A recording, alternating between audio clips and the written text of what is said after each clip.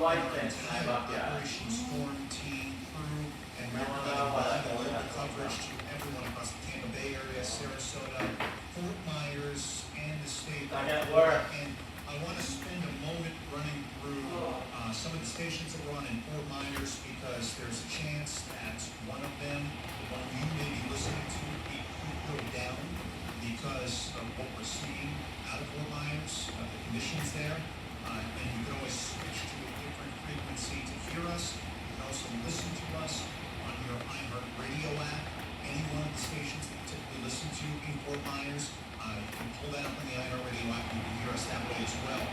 These are the frequencies that we're on there: 105.5 FM, 95.3 FM, 100.1 FM, 107.1 FM, 92.9 FM, 104.9 FM, 100.9 FM, 1580 AM, 98.9 FM, and 1070 AM. And as the situation continues to worsen in Sarasota and Tampa Bay area, we will run through all the different stations we're on in those markets as well. Can't stress this enough how serious we need to take this. And we talked about Naples and how bad the conditions are right there. I just saw this. I hate when I see this, but you have to know. Going That's outside not my fence. I'm just saying, at the end, I said the end part still stand up.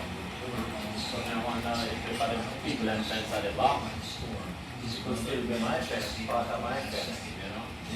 But it's kind of nice and make back there. Make you nervous. And here's the thing. Like sitting up at here apart. And hold it for, Worse. sit down. And hold it for thing there in the That general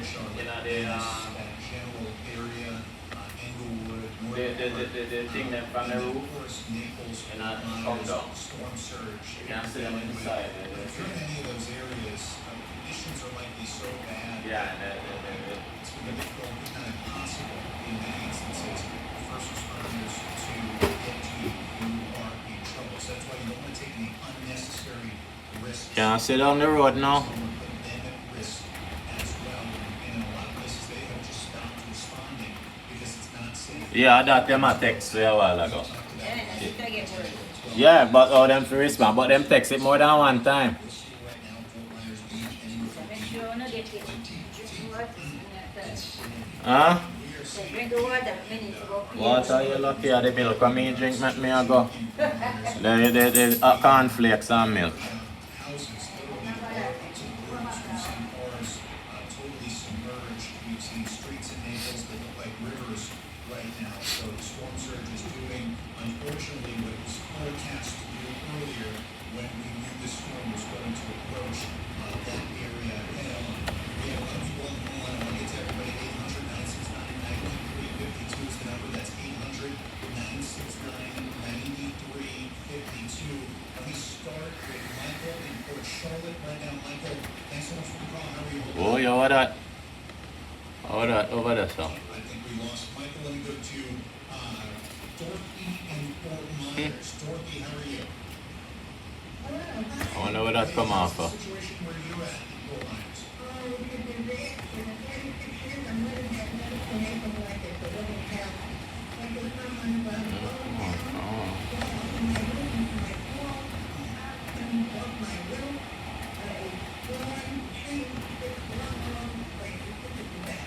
Now, we have seen some really, really horrific flooding in the Fort Myers area.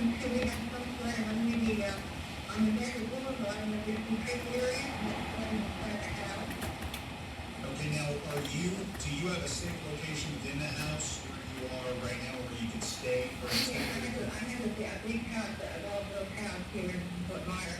But I've never seen anything like it. It's a living hell. That's what I can describe it to you. A living hell. And the sounds that you're hearing, the wind exploding, the rain that's The coming. wind is crackling, the wind is just awful, and the blood all over the place. It's just a disaster. You haven't seen anything like it. Well, Dorothy, we're glad you're safe. We hope you stay safe, and we thank you for the update from Fort Myers. We really appreciate it.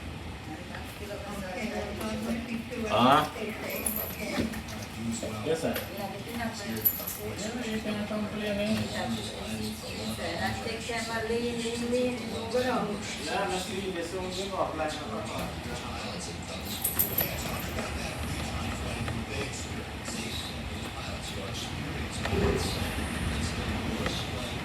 So then it's just scared. These are people who are hurricane hunters. They've done this many times. The worst flight they've ever experienced. I tweeted out Not if you get in weaponizer when Charlie videos comes. that I put down, stuff that What? I've come across on Twitter throughout the day today. Ryan E. Dorman is hiding behind me.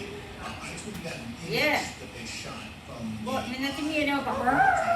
and they were like right in the middle of it apparently, and they said it wasn't supposed to be that bright. The reason it was so bright was it was actually lightning right where they were near the eye wall, and that flight that they took, I saw that and it really stood out. One of the roughest flights they've ever experienced. It's hard to know when to take a storm like this seriously, but anyone who's in it right now, if you're in, the Punta Gorda area, Englewood, Fort Myers, you know this is real. This is really dangerous. It is, and we have some really significant wind gusts that have been clocked across southwest Florida.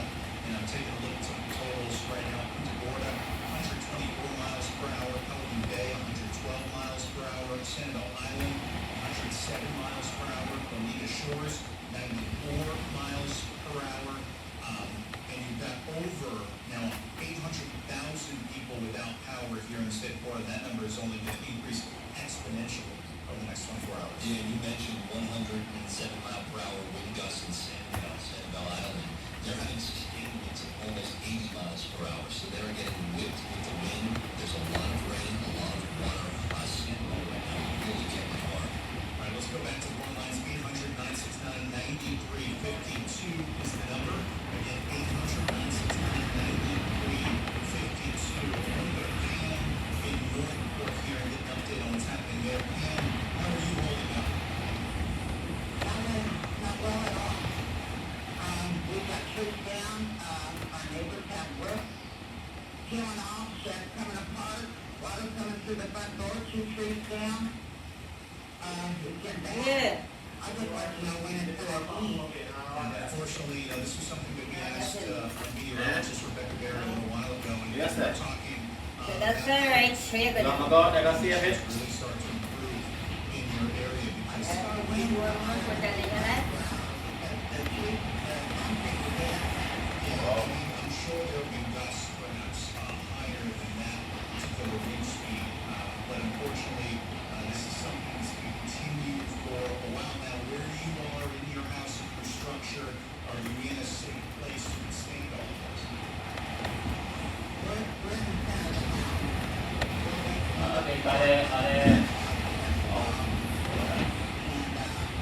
Rocco.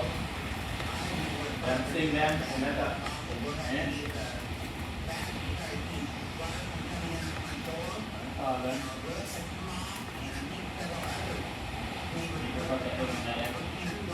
Yeah, Rocco. Yeah, the most important thing is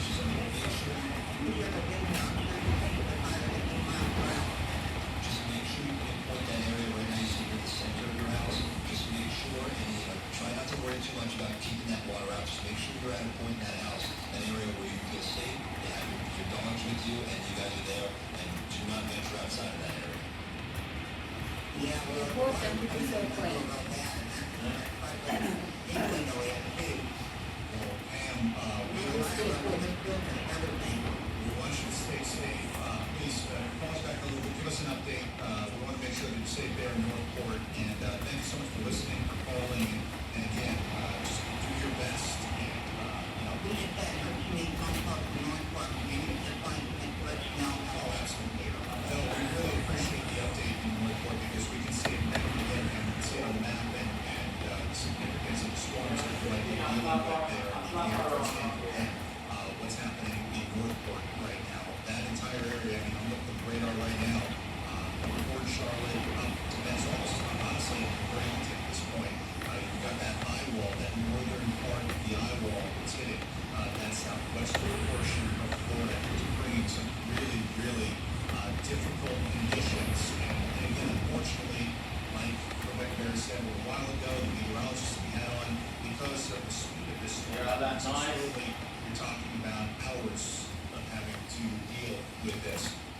go to the hotline now, and joining us from Sarasota, one of our Operation Stormwatch team members, part of our team in Sarasota, Maverick Johnson joins us. Maverick, thanks so much for taking a couple of minutes to come on. I'm sure you're concerned about the situation there in Sarasota, what you're going through, but we appreciate the first-hand account. What are you experiencing right now, and where exactly are you in Sarasota? So I'm in North Sarasota, right now.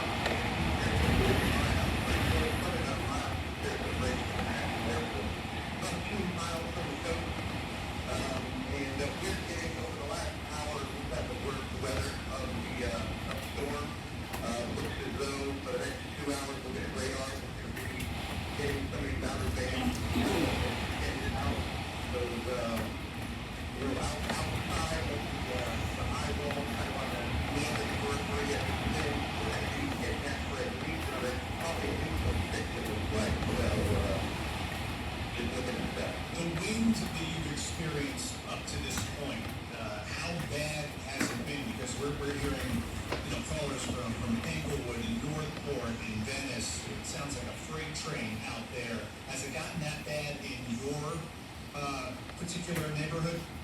Yeah, I would say in the last hour or two, I've lived in Florida for over 40 years.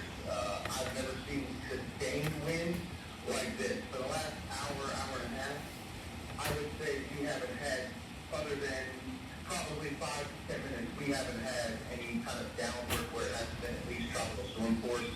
It's been pretty steady at least 35 to 40 for the last hour. And I don't have a wind gauge, but I would have to guess. I've got a cement bird nest that we use as a planter, so it's solid cement base, cement bowl.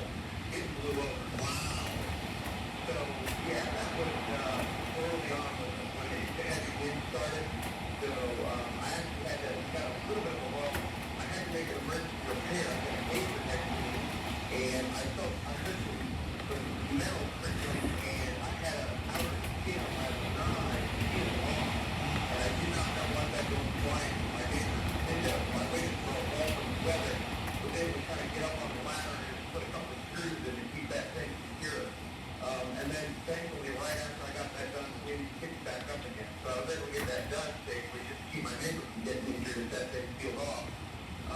And so that just gives you a sense on some of these gusts when they come. It's got to be approaching 80, 90, 100 miles an hour. And that's why it's so important ahead of the storm to make sure that you don't have stuff, in the yard and loose things on your house and all of that, because, the cement structure, like what you just said, could blow over. Imagine what those other kinds of objects can do in a storm like this. And this is different from other storms that we've experienced because, with Hurricane Irma, for example, or going back to the Hurricane Charlie, they moved through the state at a pretty rapid rate. This one is not doing that, so what you're experiencing now probably going to get worse coming up for you, and it's going to play out for a pretty long period of time, hours, not minutes.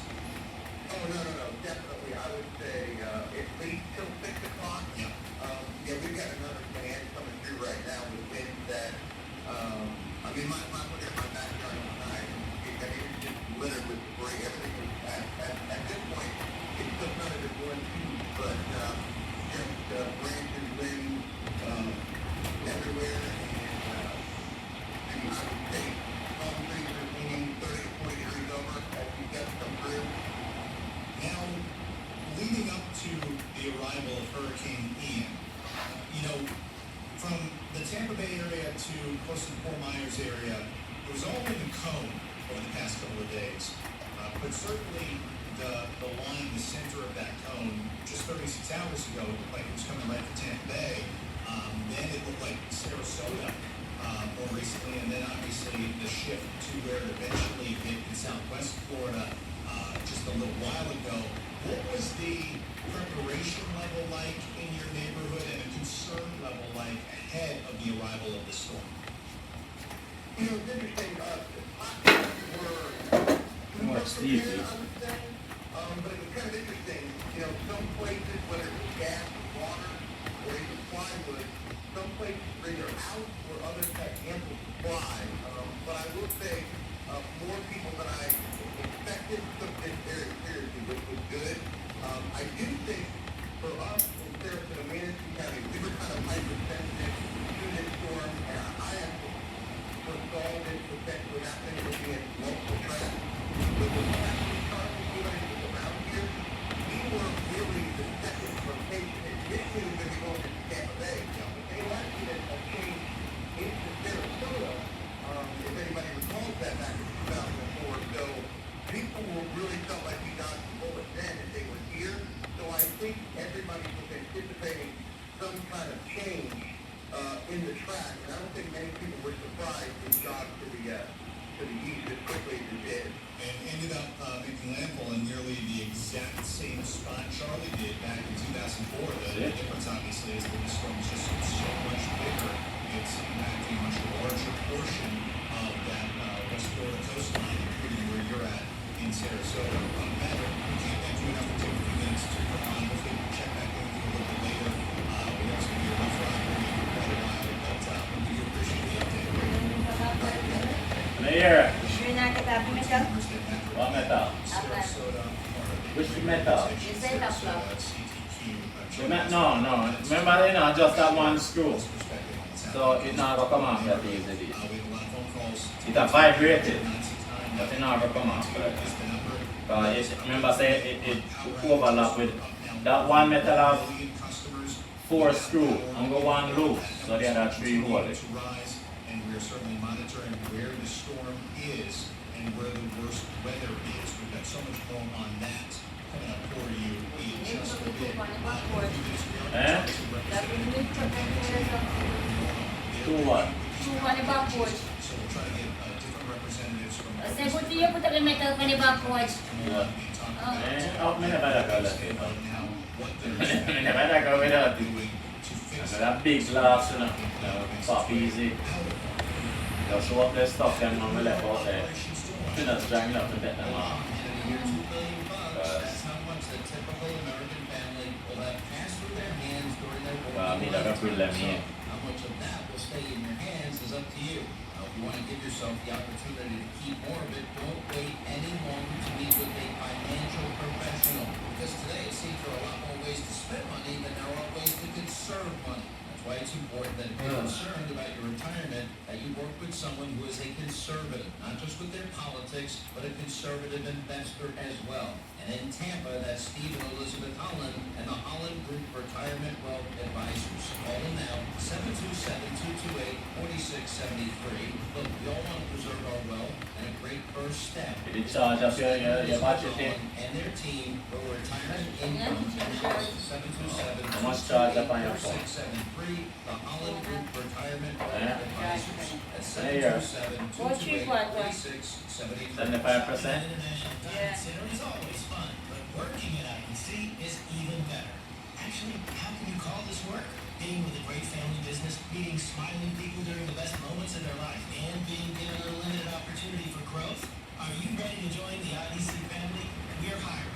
Now with 10 showrooms across Florida, we have opportunities at every level. Management, sales, administrative, and operations. And we're not a faceless corporation. IBC is owned by a Leclerc family, where values like integrity, fairness, and respect always come first.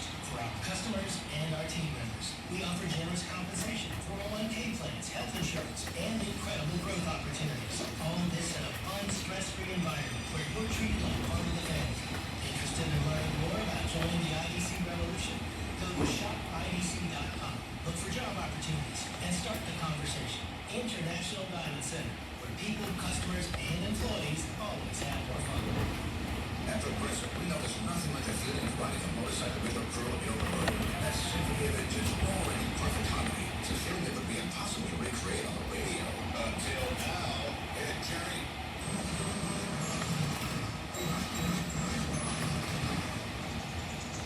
Oh, my word. Really terrible. Is that a glockenspiel, Jerry? Call the Progressive and see if you can save America's #1 motorcycle insurer. Progressive has to be trusted with information. No, Jerry. It's over. FYI. Like, literally. This is Tampa Bay's News Radio. WFLA. I'm Jason Flom, founding board member of the Essence Project. My new podcast is Wrongful Conviction, available on iHeartRadio. On Wrongful Conviction, I interview a different exoneree every week and help them to tell their incredible story stories of tragedy and triumph against impossible odds. You got me there, Timothy. Well, for innovation, for my home savings, you fell without radio. Hey, this is a Bloomberg Money Minute. Hurricane Ian could become the sixth most expensive hurricane in U.S. history. Weather 7-foot storm surges into Tampa Bay. Disaster Monitor says economic losses on the west coast of Florida could hit $70 billion should the forecast hold. Disney is shutting down its Florida theme parks for the next few days as Ian exits the state. SeaWorld has closed Busch Gardens in Tampa through Thursday. Florida's homeowners insurance market is bracing for the storm. 6 insurers in the state have removed policies recently. Among the largest insurers generally pull back from the market. Natural disasters, smaller firms still active, struggling to cope with losses. On Wall Street, investors pulled back, investing their gains and the worst of their losses. Ending the day with the Dow and S&P down about 4.5%. The Dow down 126, the S&P 8, and NASDAQ rose a 4%, 27 points. Joe Doctor, Bloomberg Radio. This is News Radio WFLA's Operation Storm Watch. Brought to you by New South Window Solutions. Power outages obviously a major concern for so many people across the state of Florida. Over 1 million people, it looks like at the moment, already experiencing power outages. That number is going to continue to grow. Let me go to the hotline now, and joining us, we have Anna Gibbs, spokesperson for Duke Energy, to talk about the situation as it stands right now and what to watch for moving forward. Anna, thank you so much for taking a moment to jump on with us. So in terms of your customers, how many are without power right now? Right now, the majority of customers that are out are in fact in Pinellas County.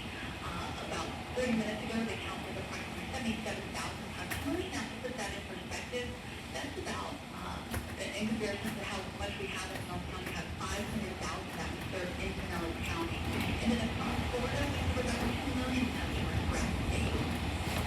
And how many, broadening it out past Pinellas County, what's the total number of customers without power? That's loss. So really, Pinellas is up to That's what I'm saying. couple thousand more after that. So, and if you can envision the path of the storm, though, it's basically because obviously the storm is coming, coming onshore, heavily rainfall. The stop sign almost there, the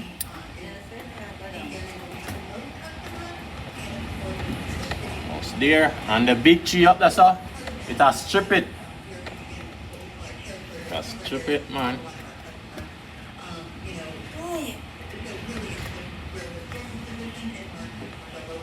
At least it'll pile it up in one spot. So then I have to move it. The garbage man never get it right there, so. My neighbor roof gone. The shingle them in the top gone. Boy. Beer ball head. You see like I made a ball? I say ball in the top. I want to get to near you. Get up. Oh, up on bed.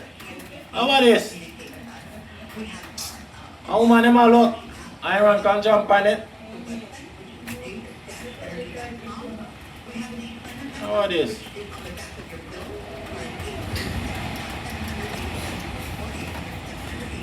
Oh, he's sitting drop over there. Oh, piece of limb.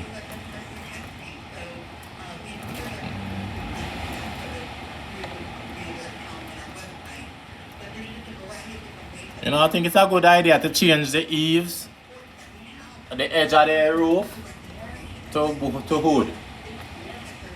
You know, like I do in Jamaica. You understand? Put hood instead, with hole in it. And just put mesh on the inside so nothing crawl in it. And me and my wife retire, we are going to do that.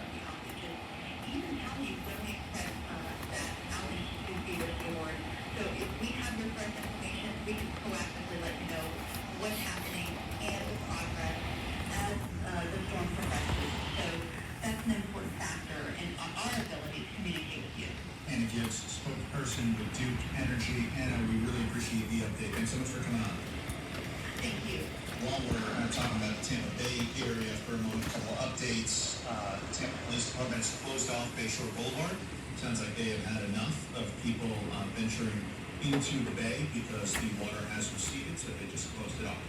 And this is why we came on that step. This is exactly why, and this is why I was monitoring the situation, and I was trying to be the eyes and ears, and I was patrolling Bayshore for a little bit, yelling at people. Right, right. And then we also had a note from Clearwater Memorial Causeway Bridge is closed until further notice due to high winds from Hurricane Ian. So there was caution in that area and follow posted signs. And that's in Clearwater. Bridges are shutting down because of the increasing wind speeds, let alone what we're Where seeing. it come from?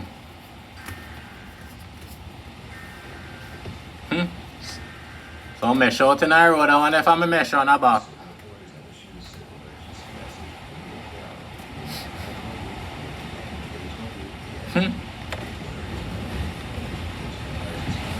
Oh boy. See me thing that just fly off of the roof. You know, I just fly shingle. Just come down off from my roof, yes sir.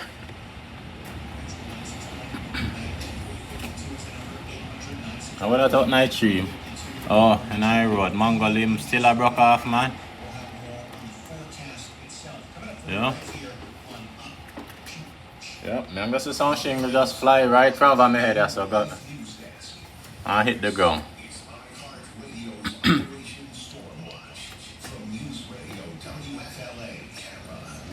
I'm Steve Summers, News Radio WFLA. With a Hurricane Ian update, Ian makes landfall just after 3 Eastern. More up on my. Costa, a barrier island just north of Captiva and Santa Oh boy. just west of Fort Myers. Tell you. Ian made landfall as a Category 4 hurricane, packing 150-mile-an-hour sustained winds. That more southward landfall changes the storm surge outlook for Tampa Bay. Tampa Bay was to have a life-threatening storm surge, but now that won't happen. They were? Beyond being south of here, water is actually being pulled out of Tampa Bay and its tributaries. that? There's the storm surge threat in Tampa Bay. Nellis County barrier islands are already back open. Tampa Bay, the threat is flooding rains and strong winds that already had several thousand without power. Tornadoes are also possible. High winds also have the Sunshine Skyway Bridge closed. I'm Steve Summers, News Radio WFLA. I wonder if Stephen done I'm mad at them. I'm in IO. Major storm surge from Hurricane Ian, including flooding. So stay off the roads for now. We'll keep you posted. This report is sponsored by Blindster. Want to save big on new blinds? Blindster.com offers custom-made blind shades and shutters shipped directly to you at prices less than big box retailers. Shop Blindster. Some small pieces of film she break off. Use the code radio. Order instant and shop today. Blindster.com. Page Career. News Radio WFLA. Let's see. What them people doing? Can't even call nobody ask how they're doing. East to northeast, we will see bands of heavy torrential rain and strong winds, even the threat for tornadoes in some of those bands.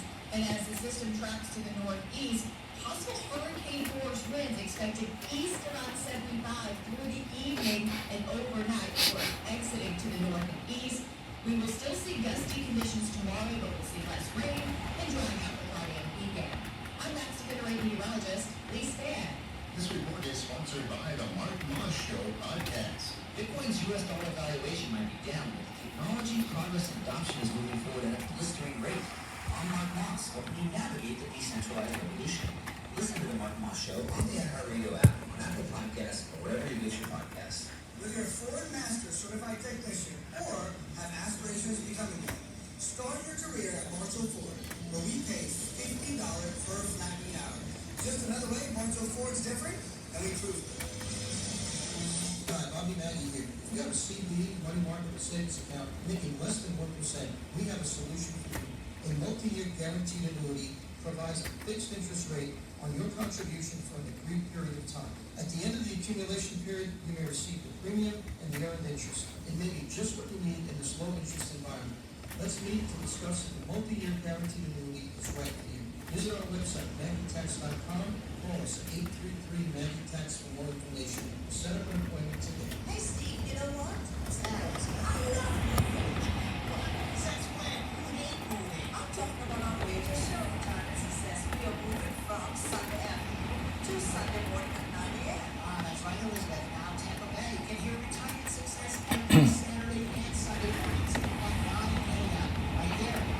News Radio 970 WFLA. Join us Saturday and Sunday mornings, same time, 9 a.m. for retirement success. Save time and money with the aluminum fence in a box from Fence Outlet. It comes with everything you need to easily install it yourself. 0 down and 0% financing. Go to fenceoutlet.com today for more information and store locations. License number C-10252 and C-10803.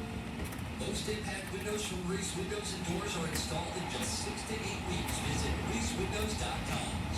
For more information about contests on this station, go to WFLAnews.com/rules. Now, back to News Radio, WFLA's Operation Stormwatch, brought to you by New South Window Solutions.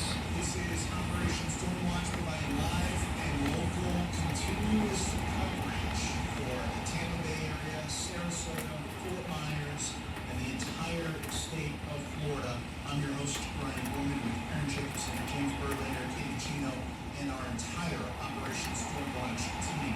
Right now, I want to go to the hotline, and joining us, we have the Director of the Department of Homeland Security Center for Faith-Based Community Partnerships, Marcus Coleman, to talk about the role that they are playing during and after this storm. Marcus, thank you so much for taking a few minutes to come on the show. So what are you monitoring right now as Hurricane Ian really just starts to leave its imprint on the state of Florida? There's still a long ways to go for us in this region and the rest of the state as it makes its way north and to the east towards Jacksonville. But what are you focused on right now?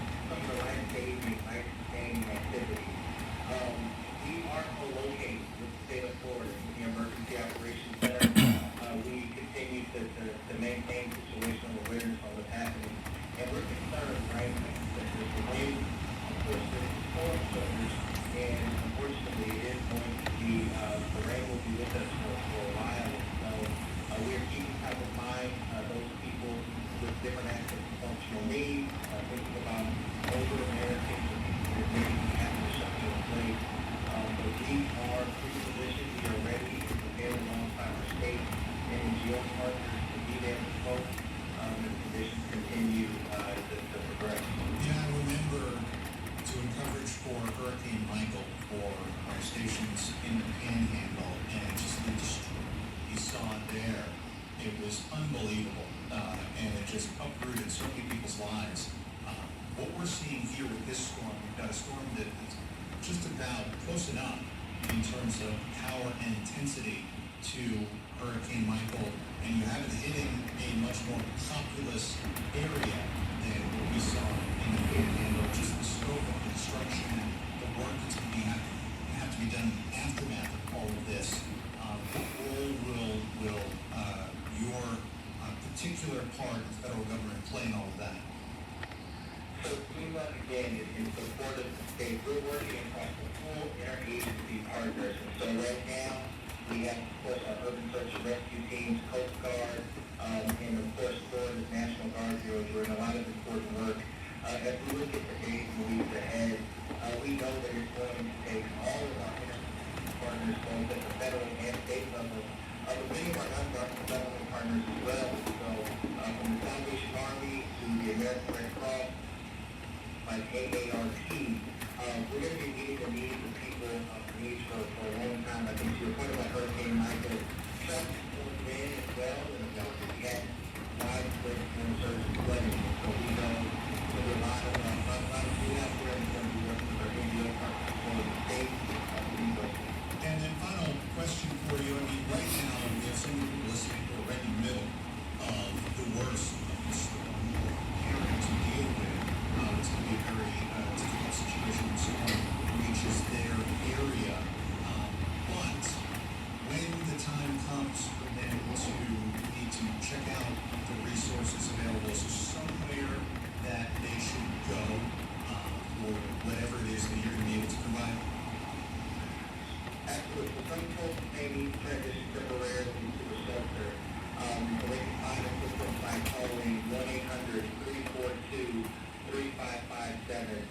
the state of Florida is deploying several hundred shelter support staff to address the staffing needs there. We also know that, again, our partners from the American Red Cross are going to be providing information and providing support as well. I think the key thing is to listen to the guidance of your local government officials. We know support, right, a lot of this is going to be locally executed, so we're continuing to stand in support of local as they lead through this phase of the response, and do all of the support there. And we will also continue to follow the guidance of the local elected officials, local government officials, as we continue to transition into the immediate impact and move further down the line over the next few days. Marcus Coleman, Director for the Department of Homeland Security Center for Faith-Based and Community Partnerships. Marcus, really appreciate the time and the update. Thanks so much for coming on. Thank you, sir. All right, I want to get to a quick video that has been circulating on social media now. A fire station in Naples, completely flooded. I don't know if you've seen this video, Aaron, but you've got the fire truck. It's half of it is submerged underwater, and these first responders desperately trying to, get whatever it is they can in water as this fire station is just overwhelmed with water. And that's in Naples, you said? Yeah, that's a Naples fire station where the firefighters, they're waist deep in water at the time they took this video and put it on Facebook. And this is how scary things get during a hurricane like we're seeing with Hurricane Ian, Ryan. Just about 10-15 minutes ago, I reported a large fire in Naples. So we're talking about the fire department underwater, large fires happening in Naples. Yeah, hopefully there's another department that's able to respond to that, but that is a fire station that I can tell you right now in this video, they are out of mission at this point. So unfortunately, the flooding, the storm surge, it's impacting so many different people, including first responders. Let me get to a couple of you on the phone line right now. 800-969-9352 is the number. I want to go to William in Buckingham now. William, thank you so much for taking a few minutes to join us. What are you experiencing in your location? About 2 hours. Lines and snaps from my driveway. Wind got to be going in at 85 miles an hour. Probably 50, 60 trees snapped off 60, 80 feet tall. Those are really. So the roads you're seeing significant flooding, and just to put your location into perspective for everyone listening, you are a bit more to the east of Fort Myers. You're just a little bit south of Fort Myers Shores, north of Gateway, in that area. That's where you are, and you're seeing localized flooding in your neighborhood. Yeah, really, I was looking at So yeah, you're right by the river. Yeah, you're right by the Caloosahatchee River, which you can definitely see some of that water coming into your area. You gotta be really careful. How you holding up overall? How's everything going for you personally? Are you in a safe location? Yeah, we have a safe location, but we have no power, which is, we'll deal with it. But it's really, really scary outside. It's severe winds. Well, you hang on there, William. We really appreciate the update from your location, and thanks so much for listening to us, and please stay safe. All right, thank you. All right, Aaron, William just mentioned the power being out. You mentioned some power outage numbers a moment ago. What are you saying on that front? Yeah, this is from FPL, Florida Power and Light, and this is as of 4 p.m. Lee County, 204,000 people customers without power. That's about 70% of the customers there. Sarasota, 182,000. Collier County, 133,000. Charlotte, 81,000. And Manatee County, 42,000. That's 645,000 people just from FPL alone right now without power. It's funny, we just had that spokesperson on from Duke Energy about notifications for power outages and things like that. And I just got a notification that apparently my place is now without power. So not very many people, I guess, in my area are without power, but apparently an object came into contact with the power line and stated that. So, one of the problems that we're going to have, obviously you have the issues, storm surge that we're seeing, which are so significant in Naples area, Fort Myers, that general region in Southwest Florida. But as this rain continues to fall at the level that it's coming down at, the saturation on the ground, that's when you have trees that really start to go down. That's when you have branches that start to fall. That's when you see more and more of these power outages start to build up across Florida. Let me go back to the hotline now, and we have our Operation Stormwatch correspondent Erica Rodriguez, who is specifically following the situation in and around Fort Myers. What's the latest out of Fort Myers, Erica? Devastation is the only word I can use when describing what I am seeing in Fort Myers. The rising storm surge has blown up to second stories in places high tide passed about an hour ago. Boats was broke away from their moorings from floating in streams. Forget that, forget boats. The Lee County Sheriff's Office temporary out center on the beach floated down the street after its foundation broke away. The debris field is devastating with homes being ripped apart. The bad weather expected to continue into tonight. People have to stay in place where they are now on the mainland of Fort Myers. We have video of roofs being ripped off, and at the Wink Studio, the TV station down there with their office in downtown Fort Myers, the storm surge is rising past the high tide run to about 6:45.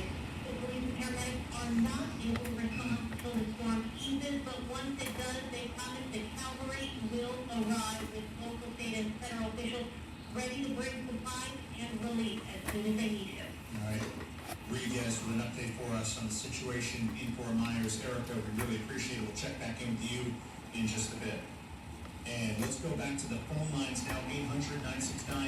800-969-9352 is the number. Let me go to Chris in Cape Coral now.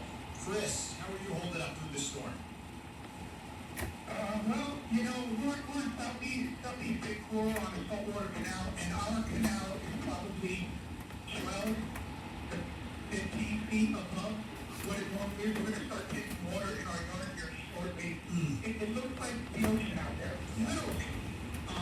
It's bad to move the boat. I mean, I think the boat coming down our canal, like mailboxes, chairs, the lines are down, you know, boats 10 feet all over the place down. It's just, we've been getting used to it. The best part of Fort Myers now is just, when is that going to stop? Now, I'm curious, did you have any kind of break in the weather that you were dealing with? Because the eye it should have come either right over your particular location or very close to it. Well, that's what I'm saying. We've not seen a break at all in just 4 hours. And we're still getting pounded. I mean, I just can't believe the waves out my canal. It's actually surreal and actually scary. Yeah, you now are going to be getting towards the back end of the eye, so the back part, the southern part of the eye wall is going to be making its way in your area, so you still have a little ways to go in terms of the rough weather. I'm curious, were you in, because it sounds like you're so close to the water based on the surge that we're seeing right now, were you in an evacuation zone? I couldn't even tell you. We weren't even paying attention to that, to be honest with you. You thought the storm was going to hit north?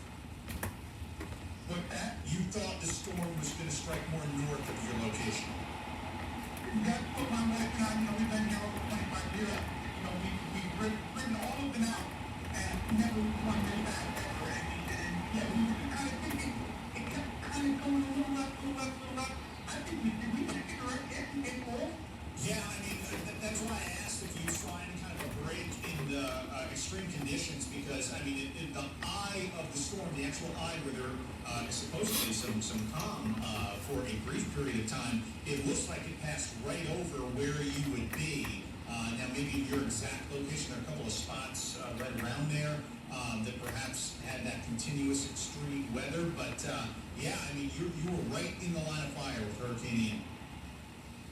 Yes, we are. And it's something like I've never experienced in my life. And to be honest with you, I don't want to be this scared. No, now, real quick, were you at your location back when Hurricane Charlie struck? Yes. And, in the same house. And the difference... No, right. Wow. Yeah, that's really interesting. Well, Chris, we really hope you stay safe. I know, I can only imagine how frightening that is seeing those water levels continue to rise. But please stay safe, and we'll pass along whatever information we can to you. Thanks, guys. We appreciate the hard work. It's It's actually what I was thinking too, Ryan, when he was talking, because he's lived in that area for a long time. They similar, you know, where it hit land is similar to what we saw with Charlie. So it just shows you how different, how much more powerful Hurricane Ian is. And one of our concerns in Tampa Bay before this storm, before it changed directions, was because of the waterways, because of where we're located on the bay, because of the rivers that flow through. We were so worried about the flooding. That's really the problem we're seeing exactly with that last caller. The Caloosahatchee River, those waterways, we were just talking about it. That's where we're seeing, and he is seeing a lot of that flooding. I mean, there's more images, again, out of Fort Myers. I mean, you've got homes that are underwater. You've got vehicles that are underwater. If you're listening right now and you're not able to see because you're without power, I'm telling you, eventually, when you see some of these images and some of these videos, unfortunately, some of you are experiencing this, but it is just unbelievable to watch. I mean, it's just one after another of these just insanely high levels of water in Naples area, Myers area. We have a lot of you on the phone line. I want to get some more calls. We're also going to work on getting some more meteorologists on for you so we can get you an updated forecast. We have the 5 p.m. advisory coming down real soon, so we're going to pass that latest information along to you as soon as we get it. So much still to come right here on Operation Stormwatch. Back with more in a moment. Hurricane Ian has arrived. Stay in the know with Operation Stormwatch on News Radio WFLA, on air and online with iHeartRadio and WFLAnews.com. Presented by New South Window Solutions. Market Master, think about this for a moment. Pest control involves applying pesticides inside your home, whether needed or not. At Massey Services, we just don't do that. We prevent pests from getting inside your home, so we won't have to control them later. Why settle for pest control when you can trust Massey's Pest Prevention? It's guaranteed or your money back. Massey Services. Expect more and get it.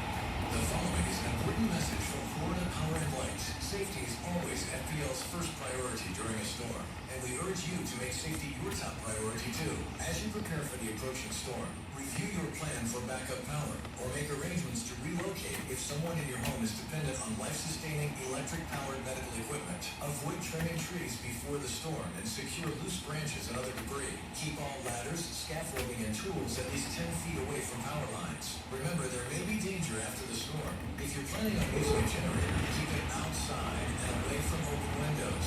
Never operate it indoors. Stay away from down power lines, flooded areas, and debris. Use the FPL mobile app to report a fallen wire and call 911 immediately if you feel there is an imminent danger. For a complete list of storm safety tips, go to FPL.com. And to text message updates after the storm, text the word JOIN to MyFPL. That's JOIN to 69375. Available for free streaming. Tell Alexa, play WXTV. Also available at 98rock.com. Being careful these days with your budget doesn't mean you have to settle for inferior quality. Meidän on 5 jalan blokitawata outside behind the door anytime. Mä näen tästä. We've got something for everybody.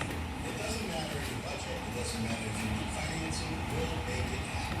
As a manufacturer, IDC is the Our diamond bracelets, we buy the diamonds, we assemble it. Our diamond bands, we buy the diamond, we buy the diamonds, we assemble it. So you cut down all that 40% that's in the middle with these manufacturers. and that's for superior quality jewelry with free service for life. When you come into IDC, you're going to get better quality for less, period. International Diamond Center. The one thing I'll guarantee you is you will make a big financial mistake if you don't shop IDC. Yeah. IDC.com. You want to be a showstopper like a man? You want to be awesome, and you'll want to have it too. Whether you're a champion or a better, you've got to be responsible. The DraftKings Sportsbook offers all the tools you need. You can set a realistic budget and bet within your means. You can set time, deposit, and wager limits so you can have a personal game plan for having fun while being responsible. I practice safe bets, and so should you. Visit DraftKings.com/responsible-gaming to learn about all these tools and more. Eligibility restrictions apply. See DraftKings.com/responsible-gaming for details and state-specific responsible gambling resources. With each mortgage-free home, the Tunnel to Towers Foundation delivers on its promise to do good and never forget the sacrifices of America's heroes. These heroes need your help. That's Gold Star and fallen first responder families with young children, our nation's most catastrophically injured first responders and veterans, and even our homeless service members. Help these heroes now. Donate $11 a month to Tunnel to Towers at T2T.org. That's T2T.org. Operation Stormwatch coverage continues now on News Radio WFLA. Brought to you by New South Window Solutions. Going to go straight to the hotline, and joining us once again, we have News Channel 8 meteorologist Rebecca Berry from Tampa covering Hurricane Ian. Rebecca, thanks so much for popping back on with us real quick. And let me get to a couple of quick questions for you. First of all, those who are in the Naples area, the Fort Myers area, Port Charlotte, Venice, Northport, they want to know how long are they going to continue to experience the storm surge, the severe weather from the eye wall that's sitting over them right now. What's the timeline like for Southwest Florida? I think Northport's going to be in the conditions it seems right now for another 3 hours because they are never going to be in the clear part of the eye wall. The eye itself is just going to be stuck in the eye wall. A little bit further south, we'll get a break once the eye pushes through. Areas like Fort Myers will be in the eye, and it will get very calm until the second side of that system rolls through. But the most powerful part of the storm is that northwestern part of the eye wall right now. The way that it has approached our coastline, the way that the rain bands have interacted with the land, and that friction has slowed them down. They're kind of piling up on that northwestern side. That energy has to go somewhere. When friction slows that rain band down, it starts to run into the areas in front of it, and so that we're just seeing those areas get dumped on. They see 3 to 6 inches of rain and another 3 to 6 inches on the way. They're seeing those winds staying around 80 miles per hour, and they're getting gusts above 100 miles per hour. And the storm surge is heartbreaking in Sanibel, in Captiva, those areas where it's just to the south of the eye wall where the worst of that storm surge is.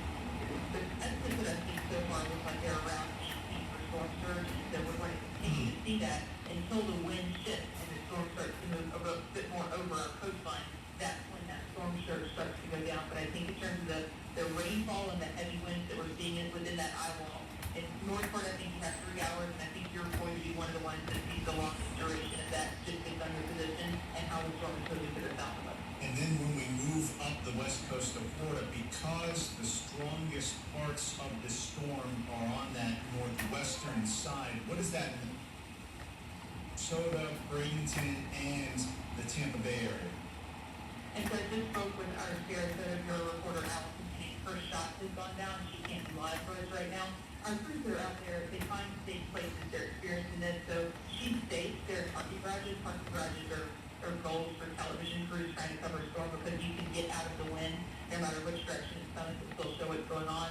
And she says the roofs of high-rises in downtown Sarasota are rattling and looking like they're going to start coming off. And trees are cracking and car alarms are going off. She says it's really unreal. And she's chased several hurricanes in northeastern Florida and down here in Sarasota. And so for her to echo that sentiment, I really put a lot of credence in that. I think Sarasota will experience hurricane force winds at least another 2 hours, possibly as many as 4 hours. Inland Sarasota will be the last to experience the hurricane force winds. Coastal Sarasota will start to see them getting relieved, I think, by this evening.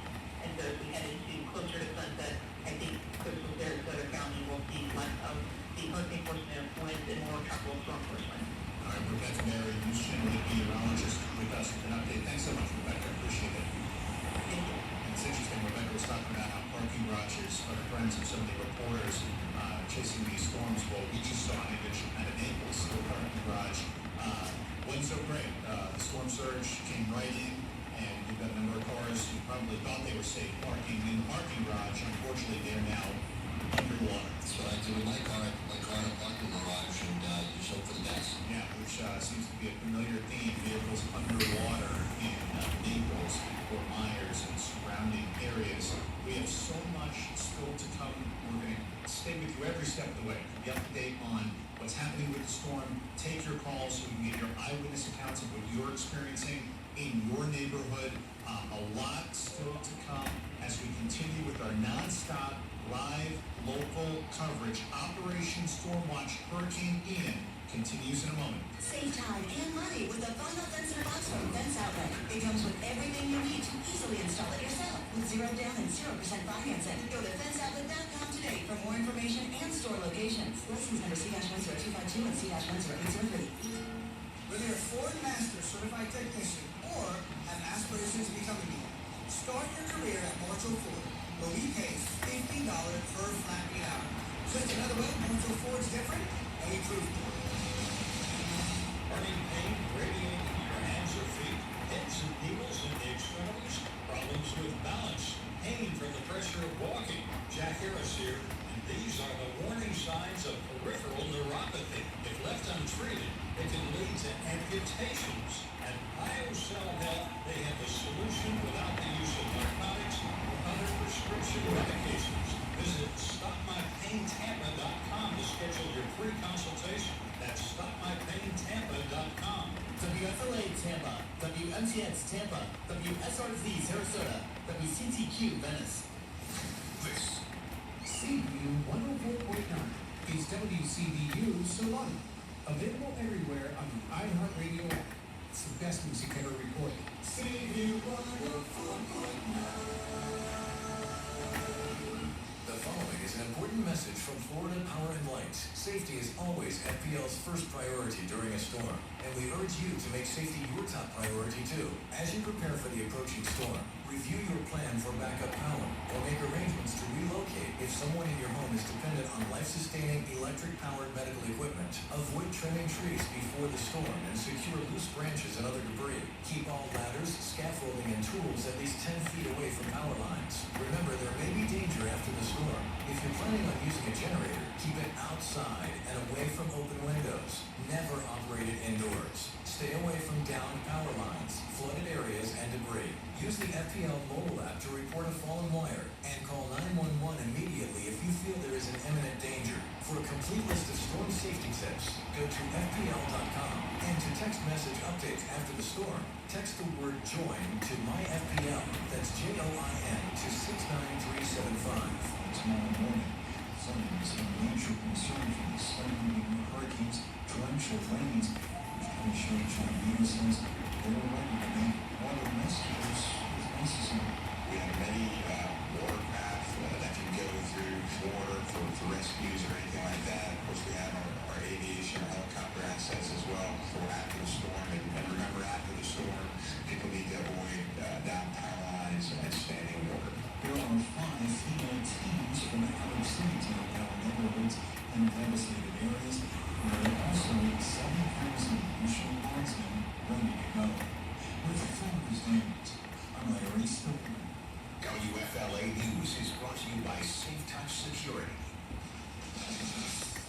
From the Mont Saint Traffic Center, another reason to stay off the road, down power lines. We have several thousand customers already without power, so another reason to hunker down and stay where you are and stay off the roads. We are seeing that folks, only residents, are able to get into the barrier islands if you have an ID or proper documentation. If you have a business there. Otherwise, stay away from the island. We're still under a mandatory evacuation.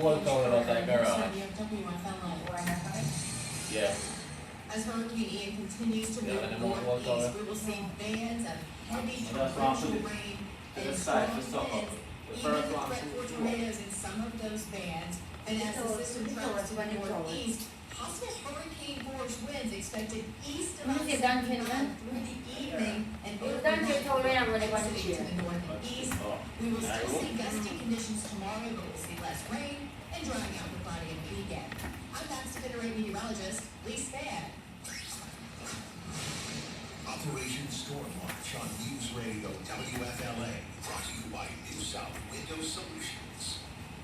This is live, local, continuous Operation Stormwatch coverage of Hurricane Ian. I'm your host, Ryan Gorman, with Aaron Jacobson, James Berlin, Katie Chino, and our entire Operation Stormwatch team. We have reporters, team members, all across the state feeding us the latest information. We're monitoring everything that happens As it happens, also we have meteorologists on standby to offer the latest updates on the forecast of Hurricane Ian, and we're taking your calls live right now, 800-969-9352. So if you're out there in the thick of it right now and you want to let us and everyone else know what it is you're experiencing, sometimes, it's therapeutic to say what you're going through. Sometimes it's helpful to people in your community to hear that others are experiencing the same thing. So that's why we open up the phone lines and we take as many calls as we can. 800-969-9352.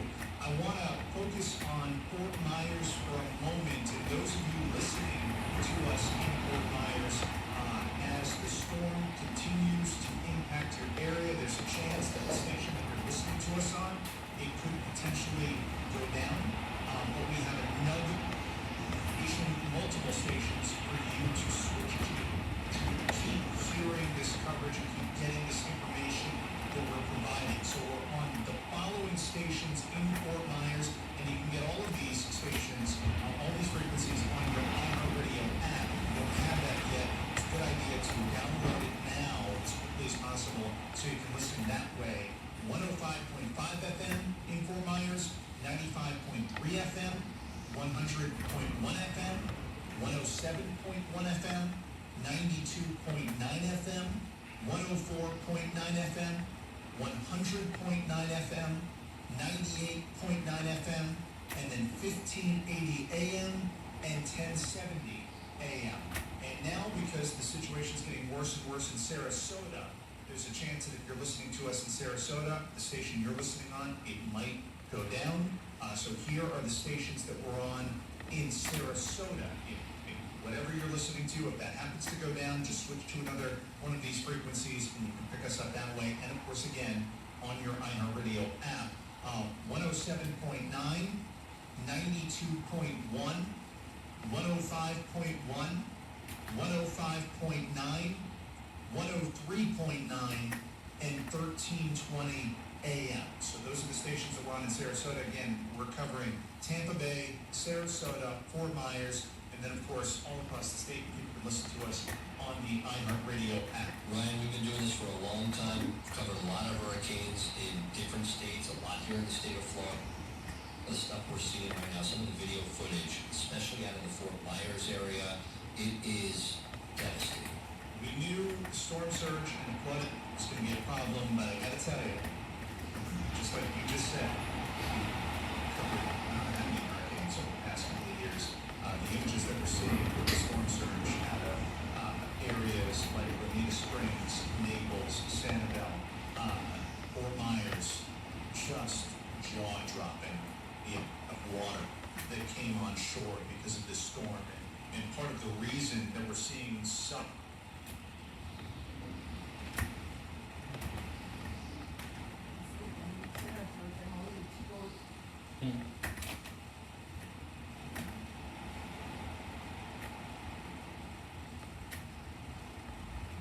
Naples, Sanibel, Fort Myers, just jaw-dropping to see the amount of water that came on shore because of this storm.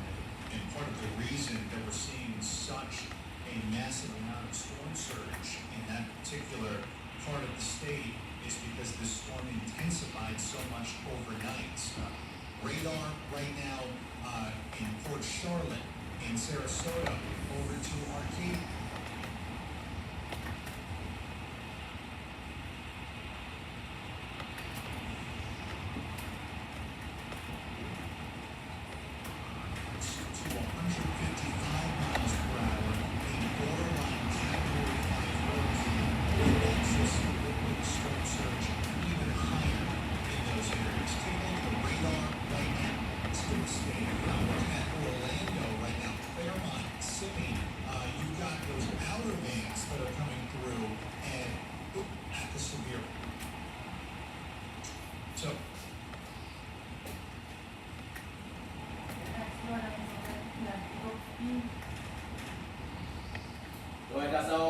I can reach it so they can get a break. And all you know, I have to go over. I have to go over here, it will be long. So we are going in the park, the constant return. Those So I'm sorry, please. are going to be I'll get the eye. quite a while. Think I am over everybody. The let-up that you might see, that we've seen in the past with storms like Hurricane Michael, quick hit in the panhandle, destructive. That was Category 5 hurricane landfall. Irma, it moved through the state at a rapid rate. This storm is very big. It's actually slowed down a bit. Now it's northeast at only 8 miles per hour. Ooh. It's one thing, Ryan, to see cars being moved, mobile homes, to see actual houses being lifted. The Naples video, is that what you're referring to? Unbelievable. It was unbelievable. Houses, full houses, going down in the water and moving throughout the city. It's incredible.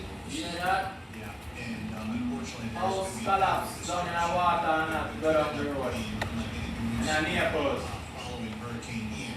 Governor Ron DeSantis set to speak at 5:30 this evening. So coming up here in about 20 minutes, we're going to hear from Governor DeSantis. He did an update earlier. I believe the most recent update was at 1 p.m.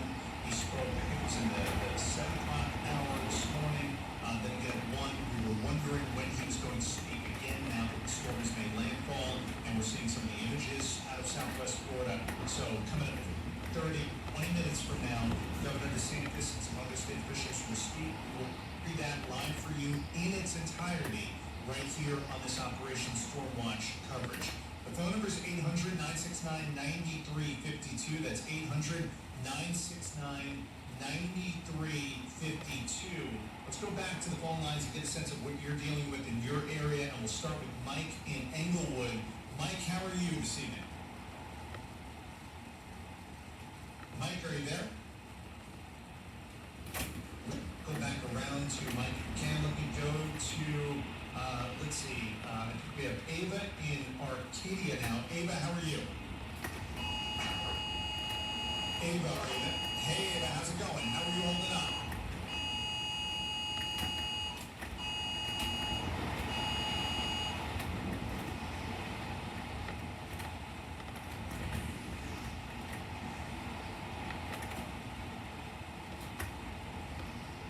Around to Mike McCann. Let me go to, let's see, I think we have Ava in Arcadia now. Ava, how are you? Sir. Ava. Hey, Ava, how's it going? Extreme wind in our area. So take precaution and go hunker down inside. And don't go outside. Them set till 6 p.m. You've got some severe weather that should be over you right about now. Is that where you're seeing in your house? I can get into my closet, I can get into my bathroom, but other places have, all the other rooms have windows. And we'll make sure you stay in one of those windowless rooms if you can to ride this thing out. And please, stay safe. Into you, okay? All right.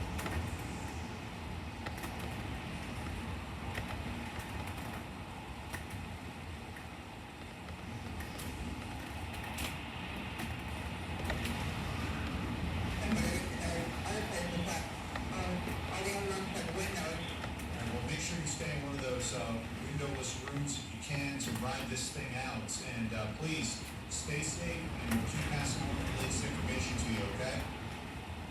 All right. Thank you so much for the call, Ava. We really appreciate it. That is not a sound they want to hear.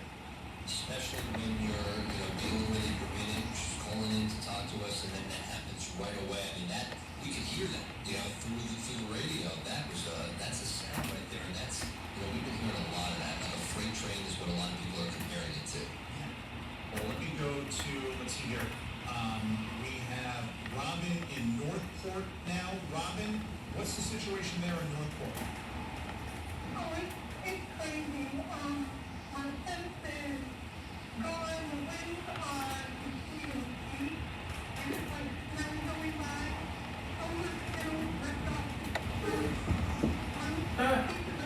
Solar panel gone.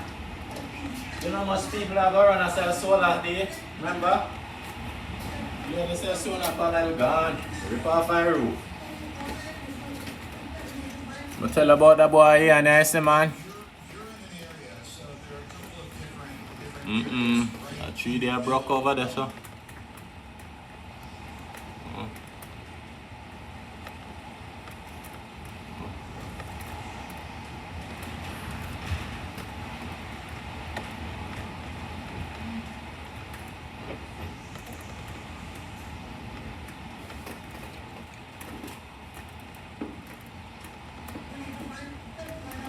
No, you're in an area, so there are a couple of different areas right in the middle of the eye wall, the northern part of the eye wall where the most severe weather is, the Osprey area, Venice, Englewood, Northport, and it has just, I'm looking at the rail, the range is extended period of time, well over an hour. When did the conditions really start to deteriorate? Probably around 2:30, 3, and then it really, like the past hour, it wasn't happening. There's no break. No, there's no level. And then you have good fun, and you're not starting to get that, it doesn't work with magnitude. There's just, it's just a lot. Yeah, and Charlie moved. There are a couple of big differences between Hurricane Ian and Hurricane Charlie. With Hurricane Ian, you got a much larger storm. It's stalling out. Charlie was more compact. It moved quicker. And unfortunately, again, I don't want to be the bearer of bad news every couple of minutes here on our Operation Stormwatch coverage, but Robin, I'll be completely honest with you. It's not going to end anytime soon for Northport. You're going to have to sit through this for quite a while longer as the storm inches along. But I do want to thank you guys because I have a wind up radio. We have no electricity or anything here. We just wind up the radio, keep it going, and we just keep it. Well, that's fantastic. Well, we thank you for listening to us and doing that, and please stay safe, Rob. Oh boy.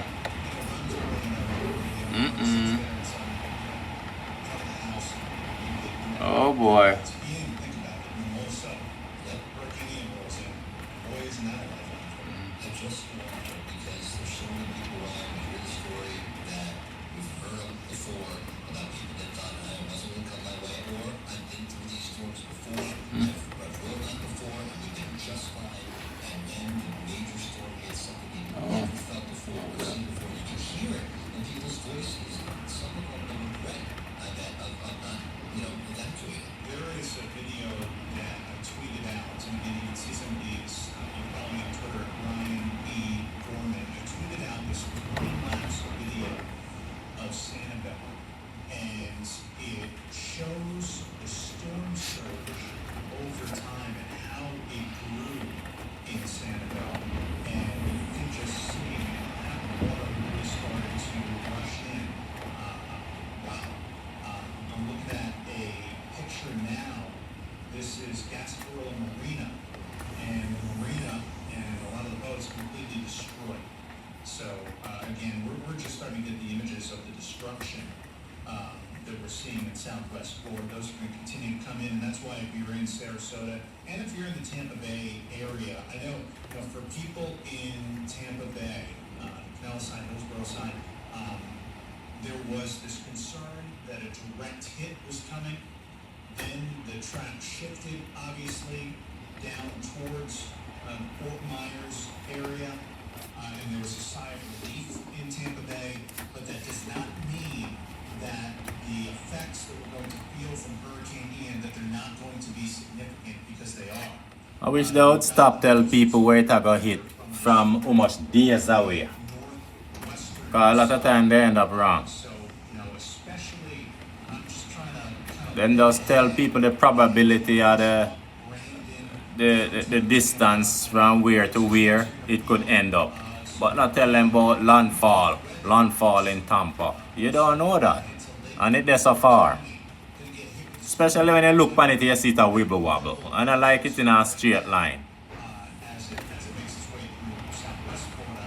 It's still going to be a strong hurricane as it heads overland and into the state. So just something to keep an eye on.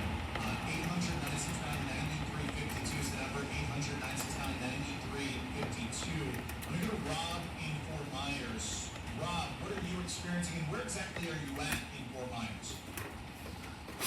excuse me, I'm right off McGregor near college. It's bad, man. I mean, we never got an eye. So it's been non-stop. I mean, I'm looking at... Yeah, if you don't get the eye, you know, I get out no break. So I'm sorry for the white ox for eye. I can count 3 roofs that are going. One huge tree that's been there for forever and ever. It's just pulled out of the ground and it's crossed my neighbor's ground. I'm like a lot of people. I've been through all these hurricanes. I've been here for over 30 years, and you know, what's one more, right? But I'm not sitting through another one. Yeah, is that why you decided to stay? I'm guessing with some of your neighbors as well, as you were just talking about it. Yeah, one of my neighbors stayed. I have a small business in the area, so I kind of buttoned that up yesterday and needed to kind of stay in pocket so that I could deal with that now. And honestly, you know, you get all the, you know, you got glass and the house is buttoned up pretty tight and everything's good, but this is just, I mean, at this hour, the nerves are racked. You know, I got 2 dogs staring at me, they have to go out. Yeah, that's always a difficult situation. Nerves are real frayed, and I'm looking at the radar, this second, the tail end of this sidewall is just hanging here. Yeah. Probably gonna be here for another hour. I just want to tell you, northern folks, people above us, you know, even if they get an eye, you better just prepare yourself, because it's not going anywhere anytime soon. Exactly. It's just a slow-moving storm. Rob, we thank you so much for the call. We're sorry that you're going through what you're going through, but do stay safe. And that Fort Myers area is right. You just never really got a break, and it's going to continue to get some rough weather. We're seeing in the future longer. To the hotline right now, and we're joined by Fulton County Sheriff Grady Judd. Sheriff Judd, thank you so much for taking a few moments to come on with us. And look, I'm sure you're gearing up for what you Others in the last 24 hours, the rain has been very wide, and it used to increase.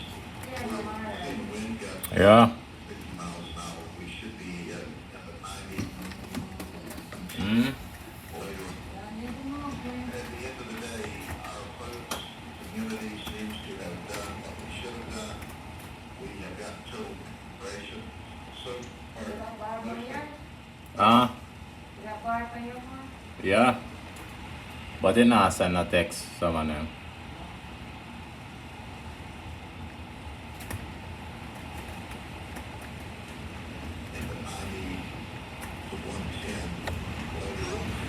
Yeah, it's sent. But I don't know if she can respond, so.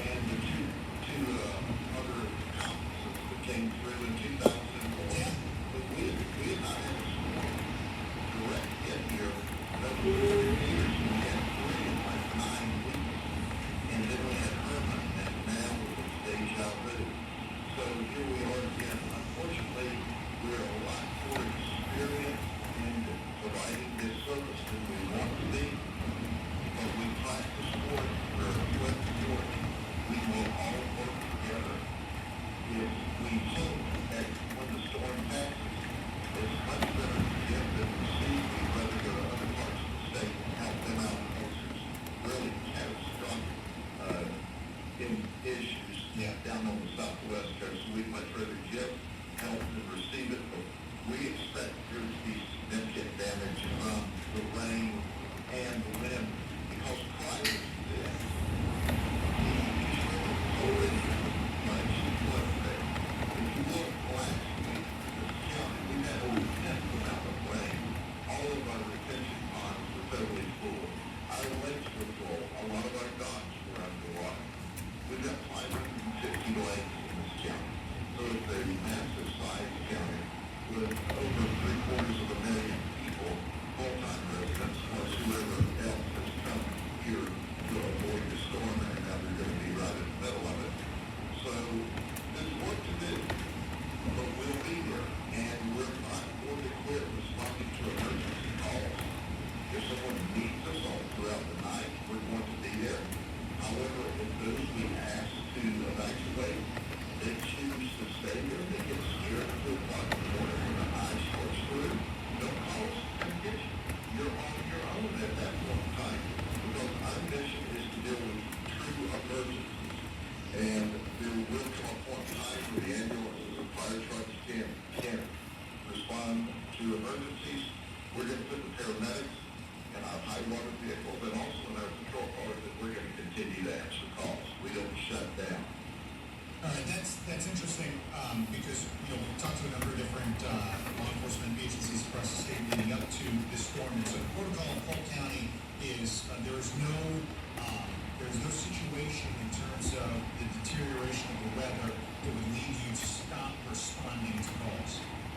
Absolutely not. If people need us for a true emergency, then we're going to respond. Obviously, if somebody dials 911 and wants to report the burglary to the car, happened yesterday, we're going to say, hey, hold on, and we'll take that report 2 or 3 days from that. But true emergencies, if we can get to you, we will get to you. If we can't get to you easily, we'll send push teams ahead. Our job is to serve the community, to protect the community, to keep the community safe. Boy.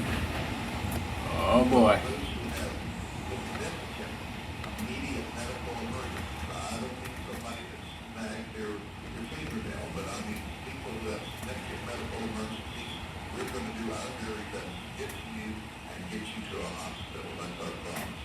And final question for you, and thank you so much for the time. Again, we're talking to Polk County Sheriff Brady Judd here on our Operation Stormwatch coverage. Because the track shifted and for quite a while there, it didn't look like Polk County was really going to experience much of Hurricane Ian, especially that track that took it up along the west coast of Florida, perhaps sitting a little off the coast.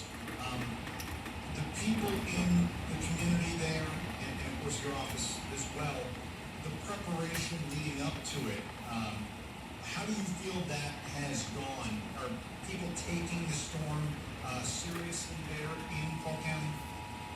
Absolutely.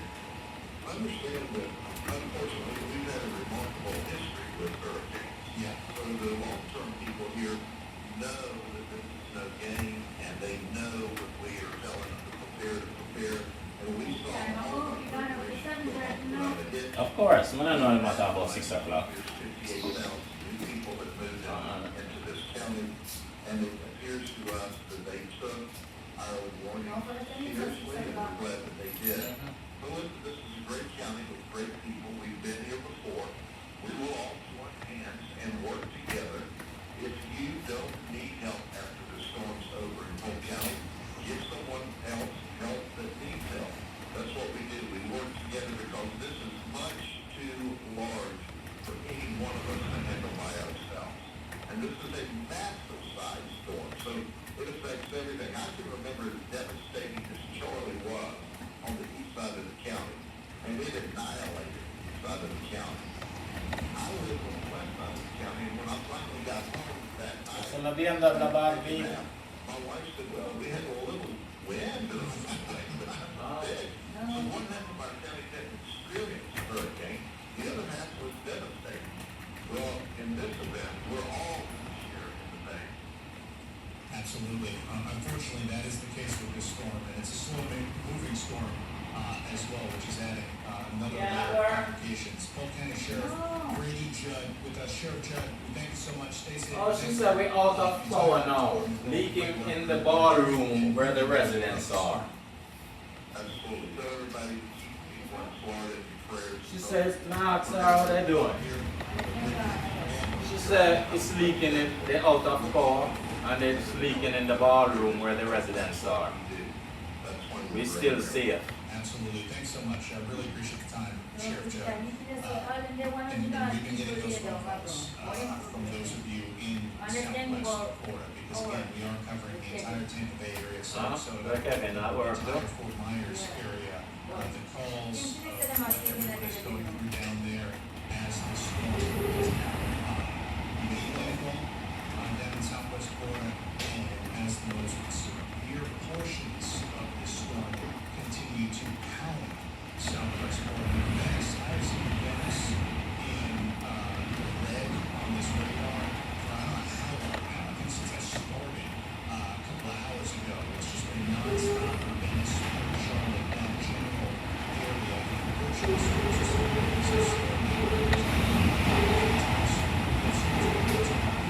Governor Ron DeSantis, his press conference is supposed to be starting really any minute now as soon as he arrives at the podium and starts speaking. We're going to bring that to you live. One window out car broken. Look like I'm going to need a new roof.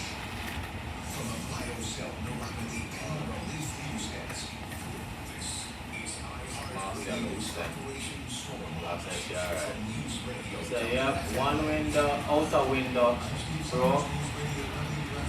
Look like I'm going to need a new roof. And I don't know what else. And just west of Fort Myers. He had made landfall as a Cat 4 hurricane at the 150 mile-an-hour sustained engine torture. Yeah, we see what they know. That more southward landfall changes the storm surge picture for Tampa Bay. Tampa Bay wants to have one hurricane storm surge, but now that is not going to happen. Well, the IFB and South water is actually being pulled out of Tampa Bay and its tributaries 6 feet below normal in some spots. Thus, the storm surge threat is minimal for Tampa Bay. Pinellas County barrier islands are already back open. For Tampa Bay, the threat is flooding, rains, and strong winds that already have several thousand without power. High winds also have the Sunshine Skyway Bridge closed. I'm Steve Summers, News Radio WFLA. WFLA News is brought to you by Safe Touch Security. Nissan Traffic Center 275 in good shape throughout Tampa Bay. Aside from the Sunshine Skyway Bridge, which is closed in both directions, Howard Franklin and the Candy still open. What stuff? On 75 throughout the area.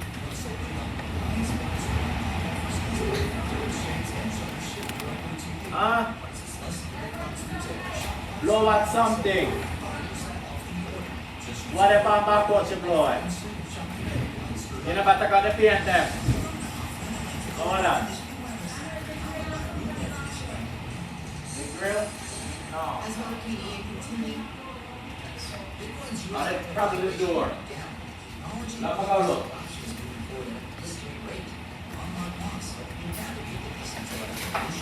Listen to the Mark Moss Show on the Apple Podcast or wherever you listen to podcasts.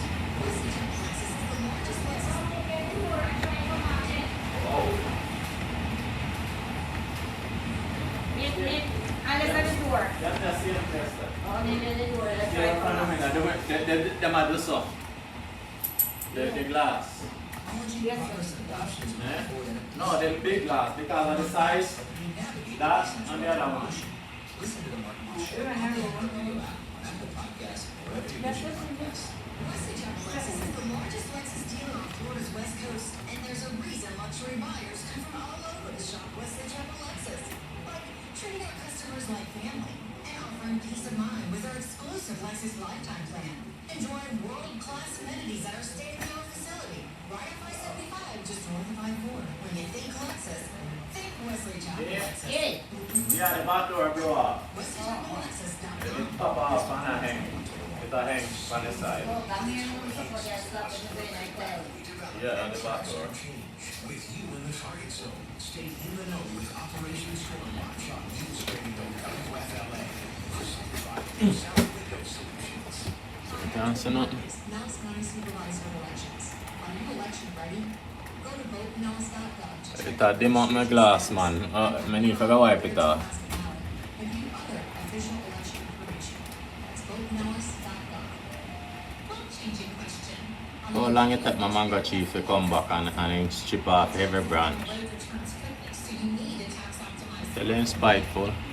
Spiting spiteful. Specialists work together to make sure your portfolio of wealth are managed in a tax efficient manner.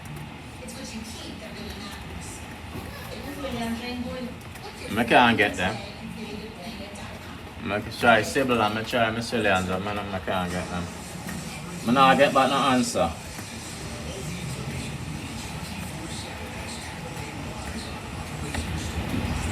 The Sybil one, I'm gonna try the other phone too.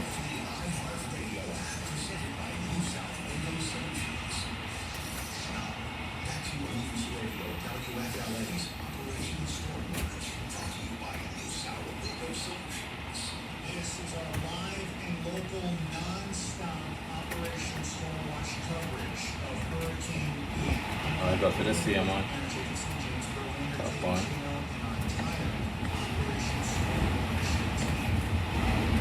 Oh my goodness. Oh, go on, did I get?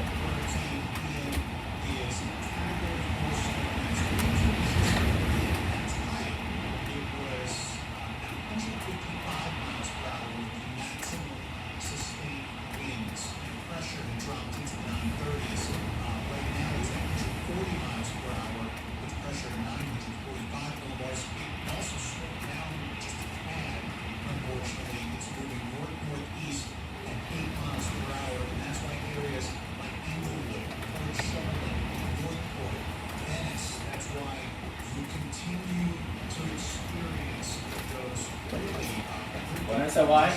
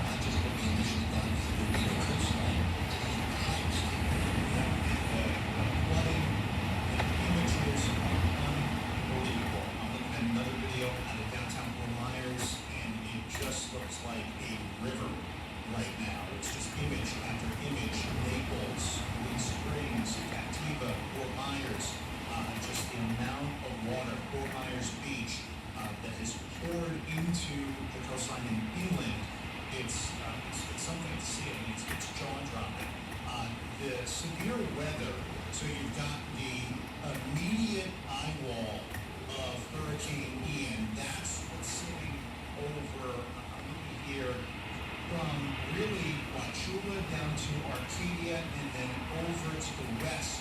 Of course, Venice, Englewood, Northport, Port Charlotte, that entire area covered in the northern eye wall of Hurricane Ian, the northern and northwestern eye wall. Then you have some outer bands really impacting Sarasota, Bradenton, Longboat Key, extending up.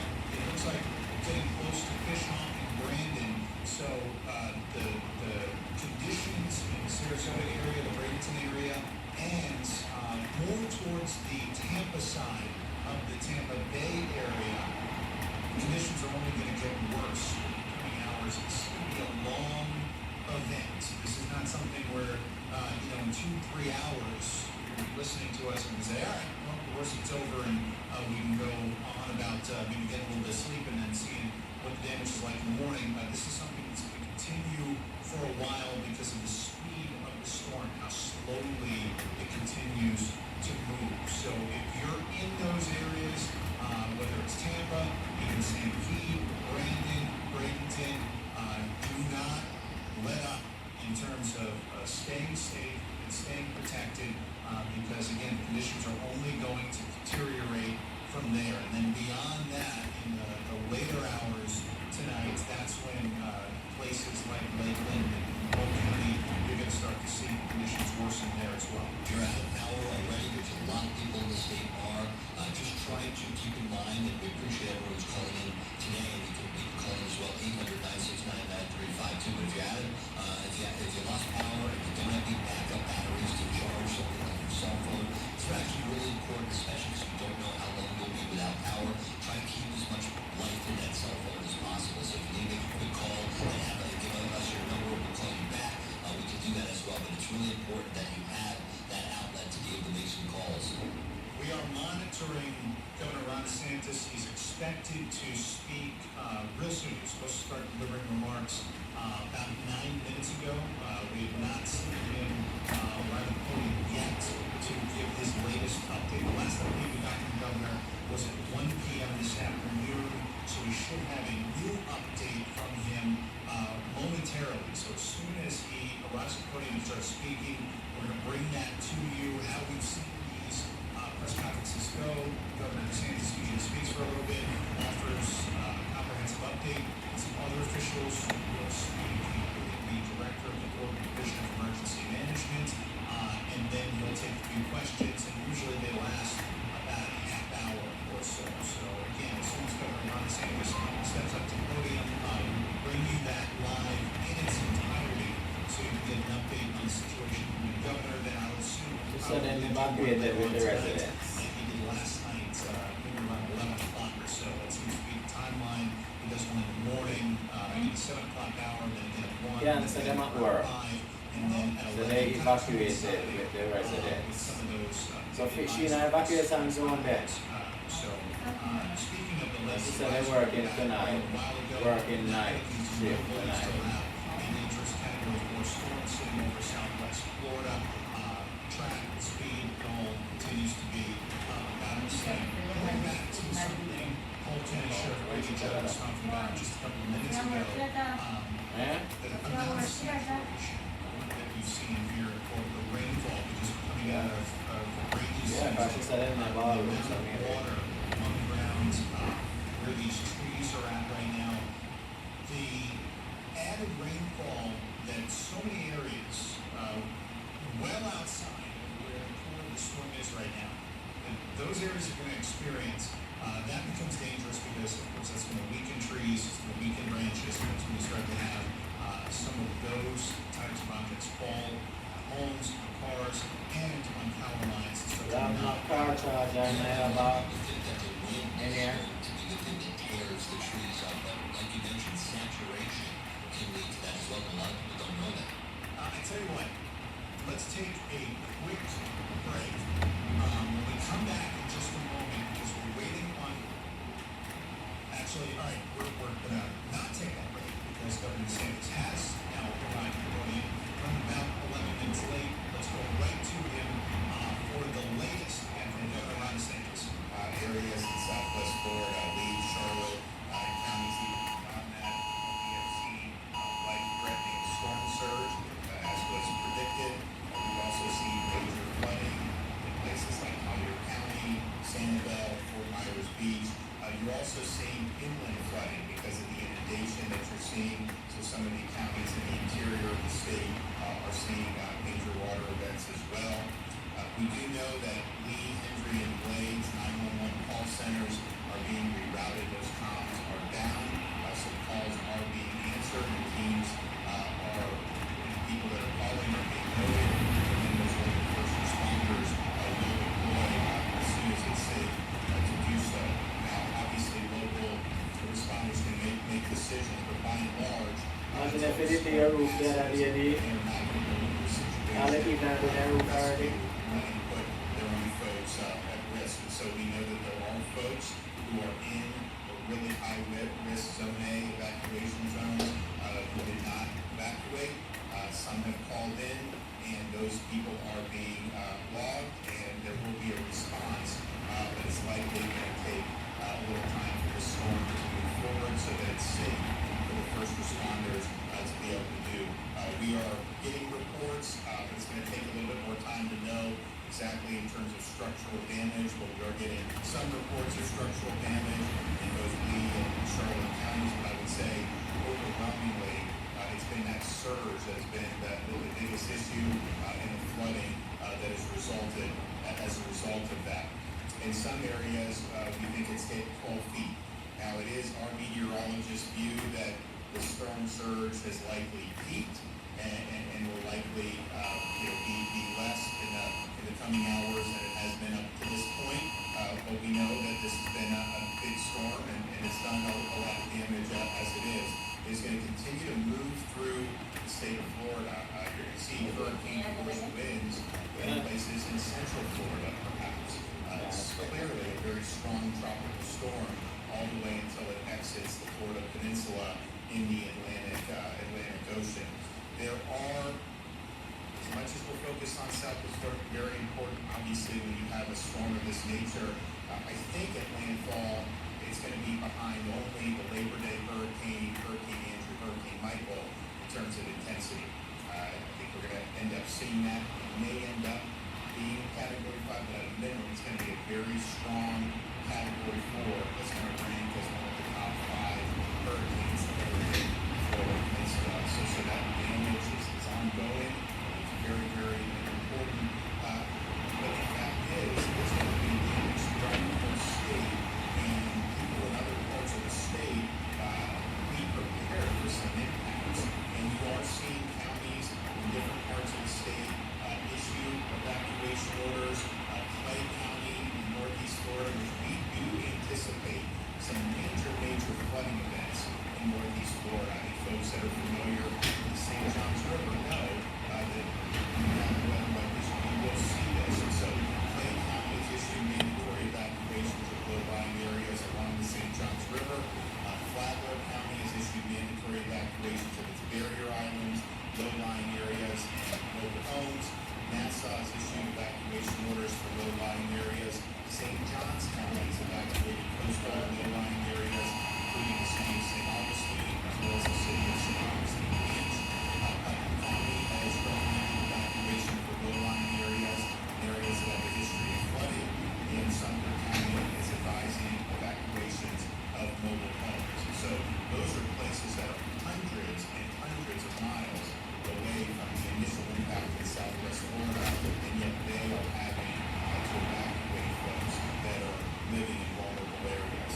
We have over 1.1 million reported power outages, and there are crews that are still working outside of Southwest Florida. Just understand that number is going to grow. You're going to see more power outages as the storm moves through the center part of our state and the Atlantic coast. There are 100 cell phone towers ready to be deployed into Southwest Florida once it is safe to enter, and should that be needed. We want to make sure people are staying out of the way of emergency crews and out of floodwaters and away from all down power lines. As soon as emergency crews can get in, they are going to get in. As soon as it's safe to go and clear the road, Florida Department of Transportation is going to go in. Look at the winner for the other way now. On standby. Like it turned the other way. They understand the importance of a really quick response. No, I mean it go Officially sent the letter towards Harbour side, back that way. disaster declaration. All along it could blow down Dearborn or go down so. The Danley, Reimbursement yeah, no. for 60 days to ensure Now it bend back this way. into this response and recovery phase. I know sometimes they wait till different damage assessments are made, but in this situation, we got a massive Category 4 storm that Unless I live back part. to this is way bigger than Charlie. It was as strong as Charlie coming in, but Charlie was much smaller. So this is a big one. I think we all know there's going to be major impacts. We are not only 142,000 linemen, they are positioned all across the state of Florida. As soon as it's safe to go, those personnel are going to go in to resume power, and that's something that's very important. In terms of rescue efforts,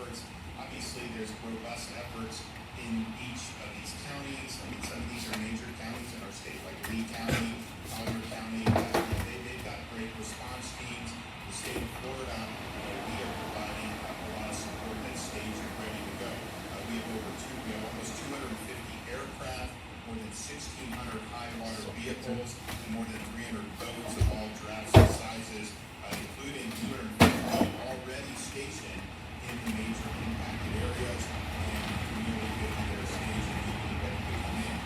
So, with water this high, these operations may need to be waterborne operations. Now, there are some where you're going to need to use the water to get to some of the river islands anyway. Look at like Collier County, downtown Naples,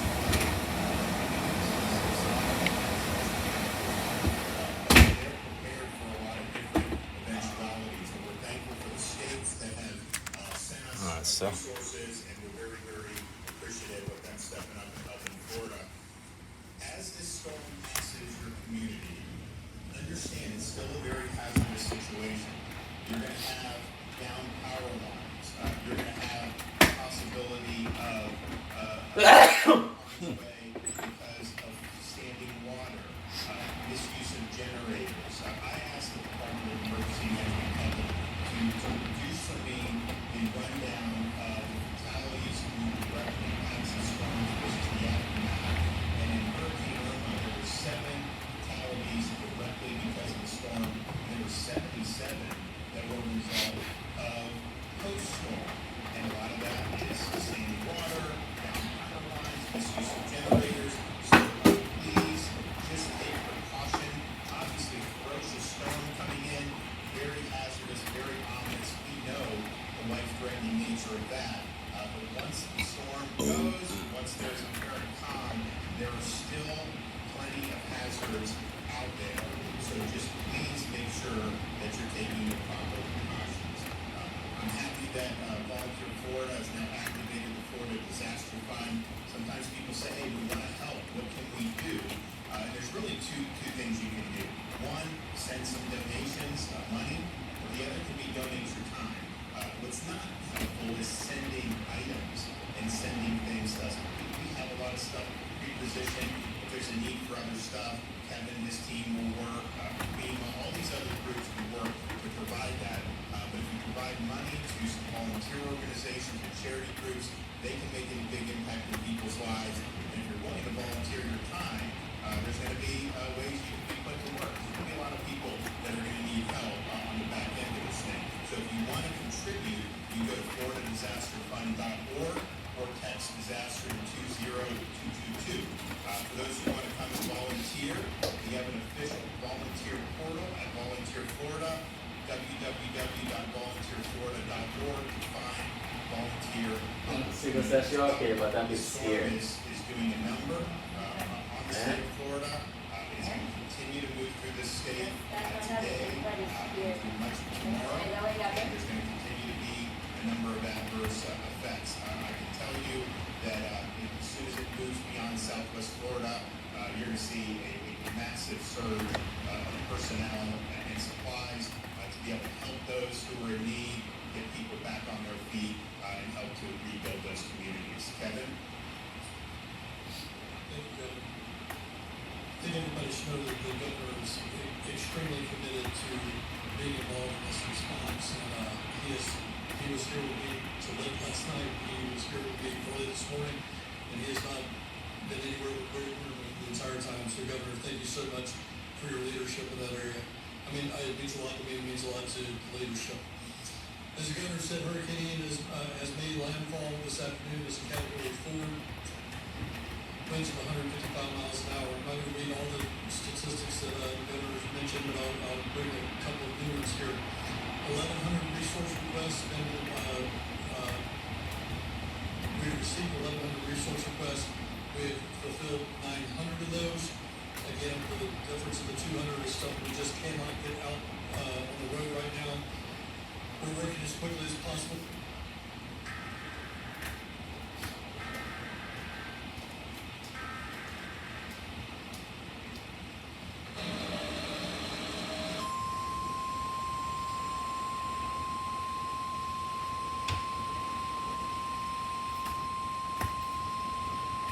The National Weather Service in Tampa Bay has issued a flash for warning for Hardee County in Central Florida, Cicero County in South Central Florida, southwestern Highlands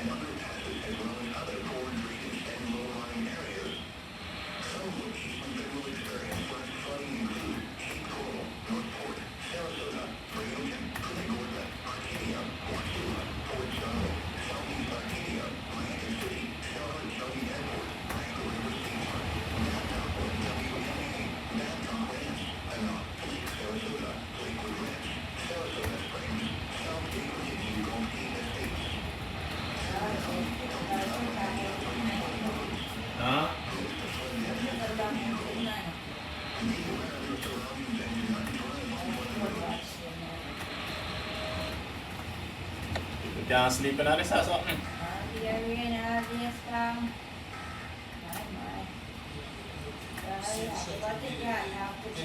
Interior room and protect yourself. Don't take me out after none of them. What's the other one never take me papa? Install your He had worse than Charlie. in the blink of an eye. When you're out in the night, my time was Tornadoes across east central Florida. Gilbert just come on past. I can't go. See the interior room, free of windows. Take everybody roof and down. Put something over the top of your head to protect yourself. If a tornado warning, Okay, Gilbert does not look up to this side. we do not want individuals self-deploying Why? on their own. I look up to the sky, I don't have to tell the people we're not ready. Leave that to the professionals that are trained in how to do that. Do not take your Yes, personal load out okay. in these situations. We do not want to have to respond to yet another problem.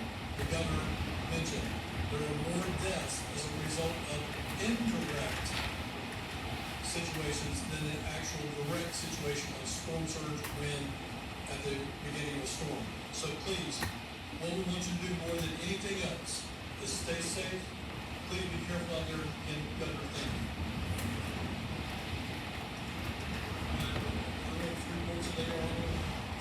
So I think the Cajun Navy is on the way. And, Yeah. I mean, look, we really welcome. I mean, those are some really battle-hardened folks. How about the Florida? Welcomes their support, and honestly, particularly Louisiana, because they've dealt with so much, and so the governor's been great.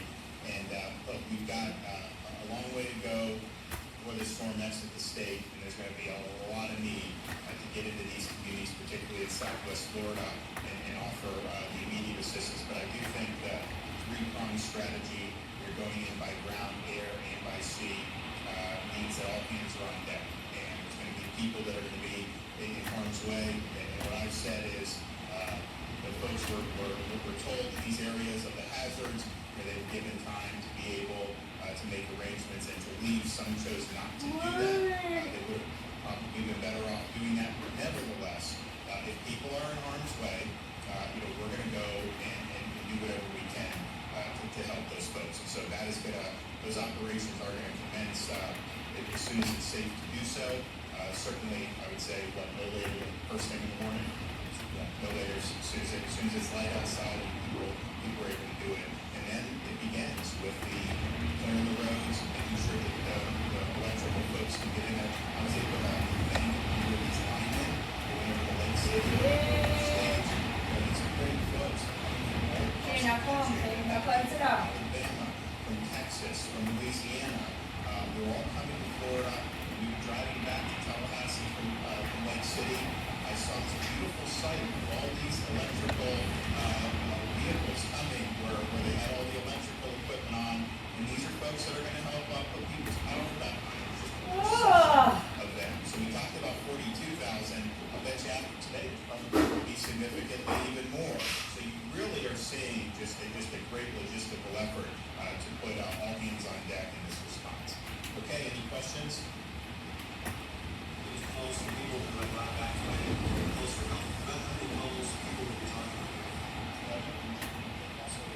Right now, I don't need you to solve them because of big guess. I know earlier today we had the initial. Issues in that Southwest Florida area. We had one small rural county that was answering calls for the larger counties. They had hundreds of calls. So I can't really quantify that right now, but just going towards the emergency management directors of, I'm sorry, Yes. About getting that 10% coverage, I mean, I know there's a lot of folks out there who are pushing for Florida to get to 100% coverage, but they know. So we spoke yesterday, and he said, all hands on deck, that he wants to be helpful, and he said, ask whatever you need, ask us. So he was inviting us to request support. CBU 104.9 is WCBU Salon. Available everywhere on the iHeartRadio app. It's the best music ever recorded. CBU 104.9. The following is an important message from Florida Power and Light. Safety is always FPL's first priority during a storm, and we urge you to make safety your top priority too.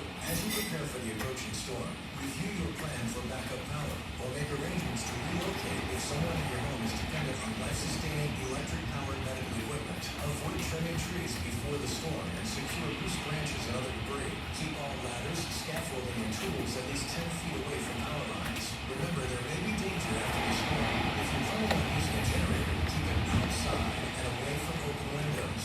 Never operate it indoors. Stay away from downed power lines, flooded areas, and debris. Use the FPL mobile app to report a fallen wire and call 911 immediately if you feel there is an imminent danger. For a complete list of storm safety tips, go to FPL.com. And to text message updates after the storm, text the word JOIN to MyFPL. That's JOIN to 69375. Most significant risk for most homeowners in Florida, given the risk of flooding that we have in so many different parts of our state. So we're sensitive to that. There's obviously going to be some folks that are going to be in need of support and relief. We're obviously going to work it as best we can. I will say that we've been asking about some of the overall homeowners insurance with Citizens. Citizens, I think right now they're between $6 and $7 billion of surplus. They're modeling based on paying out a lot of money in claims for this, is that they would still have between $4 and $5 billion in surplus. So they view themselves as being able to weather this. Individual carriers, they have to go through a stress test, be able to have their policies approved. And so this year they had tested under a direct impact on Tampa Bay and what would happen. And so they have policies, they have reinsurance, we have our RAP program, of course the CAT fund. But for Citizens, they feel very strongly that they're going to be able to handle this and still have pretty significant reserves. Okay, thanks so much. I'll see you guys. Bagel and cheese. Have some drink. WFLC Tampa, WFUS Gulfport, WPTV Clearwater, WXTV Clearwater, WOLC. Boy, you can't see that out there now, wife.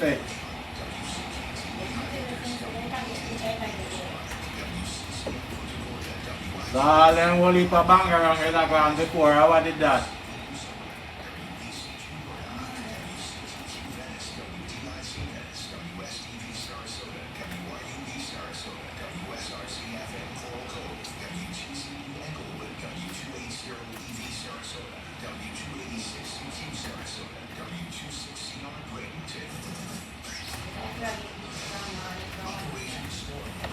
Huh? Yep. Long hurricane this. Continuous Operation Storm Watch coverage across Tampa Bay, Sarasota, and Fort Myers. I'm Ryan Gorman with Jay Retcher, James Berlander, Keith Chino, and our entire Operation Storm Watch team. We are monitoring every aspect of Hurricane Ian, including its latest location, where the most severe weather is, what's coming next for all of you along west central and southwest Florida.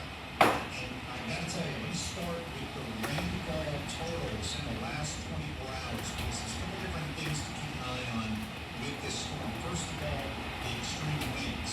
As it made landfall, I believe the final total maximum sustained winds at landfall were 150 miles per hour.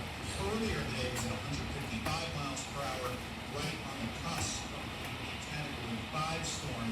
Came in just a smidge under that. An extremely powerful and devastating storm. So you've got the wind speeds that are a major concern, more closely centered around the eye of the storm. So those kinds of wind speeds, you can see that as you broaden things out a bit. But you've got that happening. You've got the extreme storm surge, which we have seen just devastate parts of Naples and Fort Myers and the surrounding areas. The images that are popping up, the videos, the pictures on social media. I mean, you have streets that have turned into rivers. You have rivers that have turned into lakes. You have overwhelming neighborhoods. You have a fire station in Naples where the firefighters were waist-deep in water. The fire truck was halfway underwater. It's just, it really is jaw-dropping, the images and videos that we're seeing out of Southwest Florida. So you have the storm surge and flooding. And then the other end of this, the rainfall and the flooding that can cause. And in Venice, I've got some of the latest numbers. This is as of 5:30 p.m. in Venice. If you're in that area, you've seen upwards of 17 inches of rain in the last 24 hours. In Sarasota, a couple of different locations here, 9 inches, 11.2 inches. Near Port Charlotte, 11.6 inches. More inland, there are some areas that are just a little bit to the west and south of Wauchula, 8.3 inches. So the rain is coming down in extremely heavy numbers. That's adding to the flooding in certain areas, especially areas that are currently dealing with that massive storm surge. It's saturating the ground, weakening the trees, weakening those branches, and that's going to cause added destruction. And the reason we're seeing these kinds of rainfall totals, it's not just that this is a powerful, intense storm, it's also the storm is basically sitting over that area.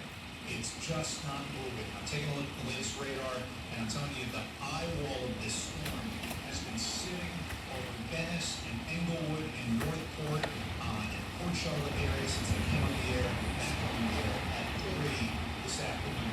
It's still there, and there's still a ways to go before there's any let up for those particular locations. And that's a huge reason why flash flood warning from Manatee, Sarasota, Hardy, and DeSoto counties up to 9 p.m.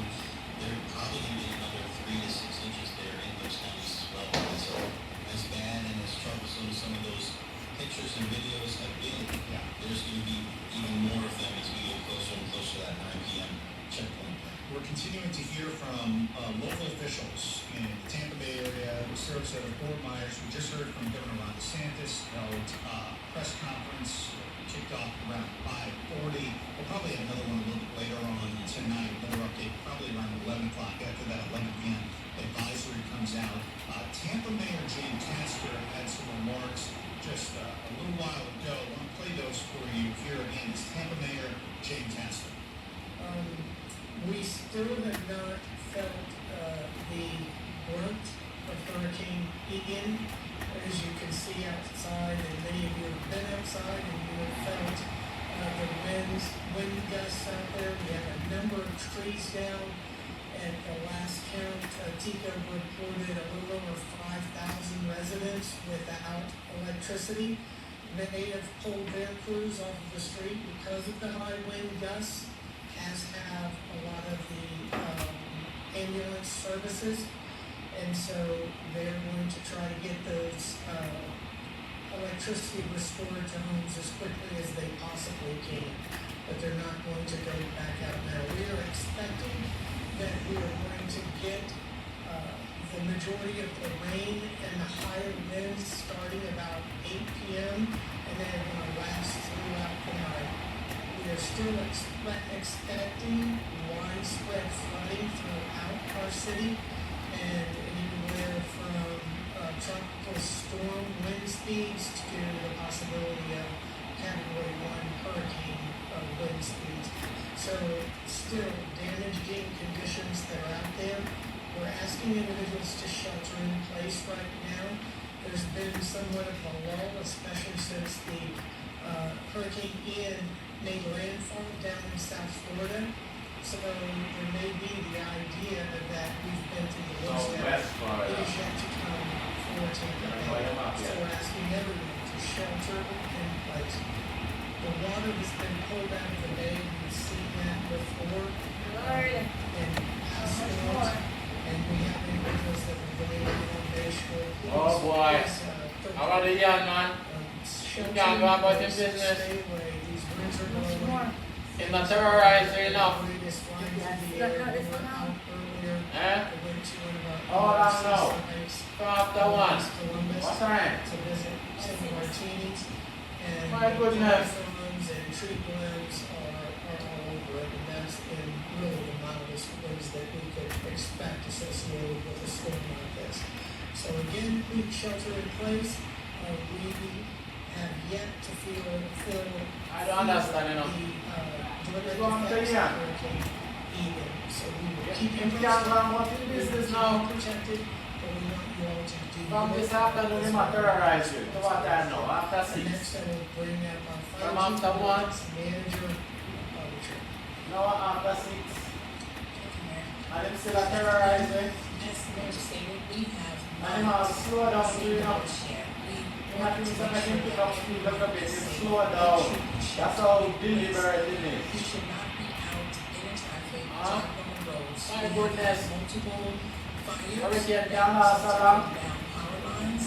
As I saw him the sit mayor down, stated, man. some Move on, residents no, are man. without power at the moment. That's all I'm saying already. No move on, man. Due to safety, Give me a break. you do have a number that you can My goodness. if you have an I'm outage. here in the darkness now, way. Stop me. 588 You alright? 1010. I'll do in the darkness. Watch it. Be scared like me. I don't know what to say. Huh? That's what they want. Yeah, man. It's just so. You have to think about if the conditions Oh, are yeah. bad, the first Just responders go along will with have what to they- respond to you. If your power is out, you need to go to the website. What's that, man? We are talking about. FEMA.gov/hurricane to get the latest information on generator safety. You do not want to be exposed to carbon monoxide. Once again, FEMA.gov/hurricane to get the latest information about operating I generators. just try around about. If you are using candles, that is against the rules, against the law. You definitely want to be careful. If you have a fire extinguisher, please make sure you have that at hand. There are a lot of danger that's affected with the storm and will take place. We want everyone to be safe, so please take care of yourself and take care of your family. Now we bring up Chief Burkhardt. Good evening. Our officers are doing a tremendous job right now. They're out there evacuating homeless. Just in the last several hours, we've evacuated approximately 30 additional homeless to shelters. And as the mayor and Chief Tripp said, now's the time to shelter in place. And down power lines and down trees are very dangerous. We have a lot of our police officers out there, but if you don't see a police officer, that does not mean that it is safe. So please be extra careful. We put on social media quite a bit about Bayshore, to stay on Bayshore. Yeah. Don't be that guy to go run on Bayshore and put yourself on. Alright. That's the last thing we want is to put all first responders. Yeah, something like that. Trying to save somebody from doing something foolish. I mean, those are our rights. Again, those were some officials in Tampa, including Tampa Mayor Jan Castor, with some updates for Tampa residents as Hurricane Ian continues to work its way up the state of Florida, and more of the effects of Hurricane Ian will be felt in the Tampa Bay area in the hours to come. In fact, let's get an update on the forecast, and joining us once again on the hotline, we have news meteorologist for the Bay Area. Oh, yeah? Rebecca, looking at the latest imagery, the latest radar, and in Venice, Englewood, Northport, they haven't gotten a break in hours. They haven't, and unfortunately, the way that the atoms moving over those areas, it will be some time before they start to see those winds decrease and the rain fall right there. We've been under a flash flood warning for those areas, because they're probably seeing about 50 inches of rain from the start of this morning, and so we're also in potential for flooding, and of course, with all the wind going on right now, no one's worried about that wind damage, but after the wind calms down, the standing floodwater will be an issue to get people out to stay and to be prepared and to start putting things back together. That standing water is going to be an issue for those, that's a secondary issue for us. But unfortunately, that's just added more trouble.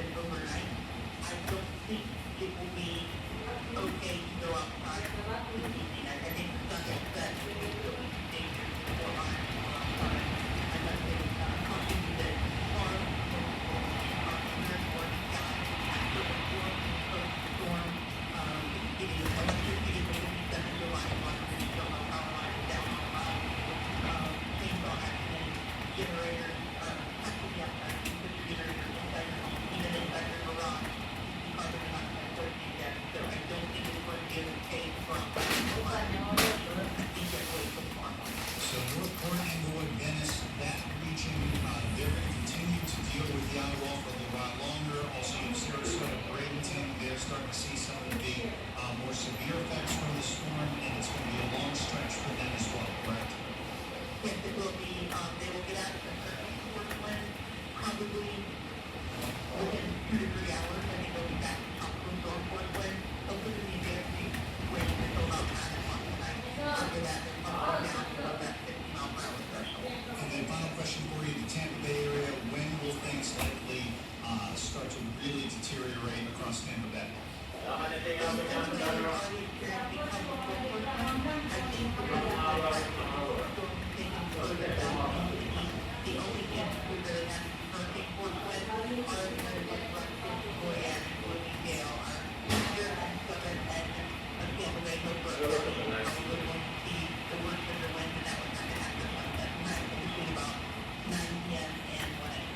News Channel 8 meteorologist Rebecca Berry with the latest. Rebecca, thanks so much. Really appreciate it. We'll check in with you again soon.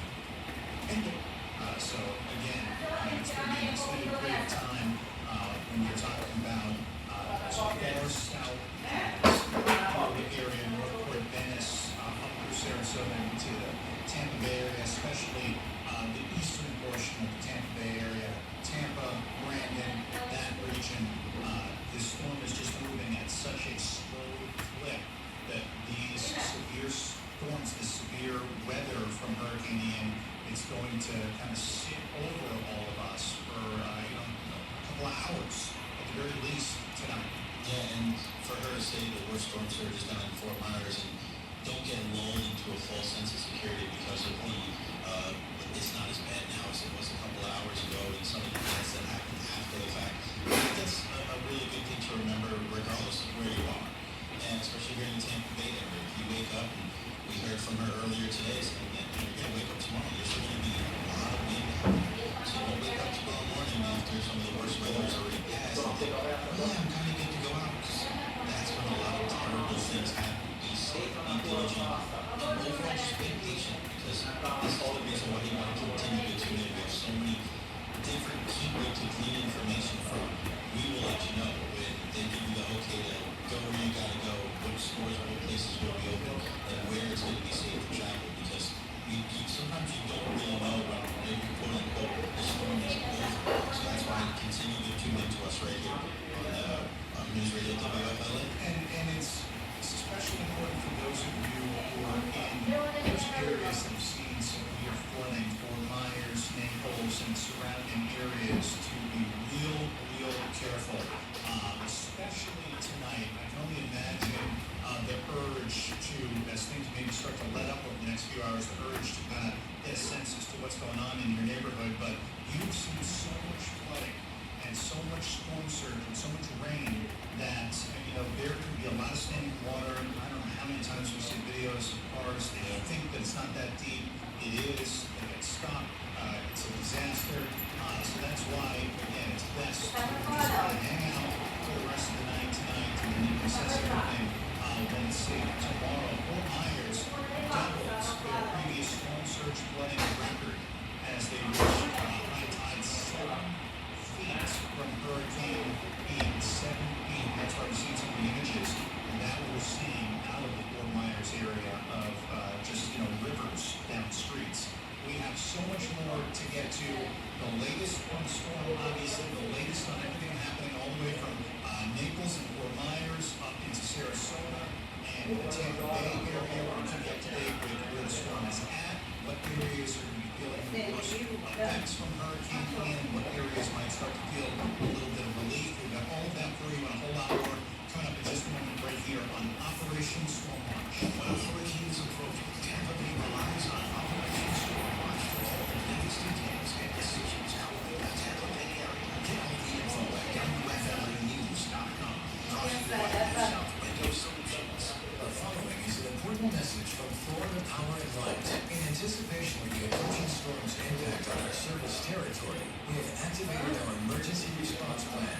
FPL is maintaining a 24-hour watch on the storm's path in order to move workers and equipment to areas most likely to be affected. We are positioning resources for rapid restoration and strongly encourage you to take the necessary steps to prepare for possible extended power outages. Make sure you have the supplies needed on hand and keep a close watch on the weather. For more, go to FPL.com or download the FPL mobile app. You can also receive text message updates after the storm by texting the word JOIN to MyFPL. That's JOIN to 69375.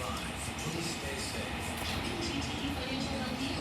At GTE Financial, your business matters. As a not-for-profit, they don't focus on how GTE can earn more money, but on how GTE Business Banking can help you earn more money. And because GTE's experienced bankers live and work in Tampa Bay, you can trust that all loan decisions are made locally. To learn more, call toll-free 813-871-2690 to schedule an appointment at gtefinancial.org.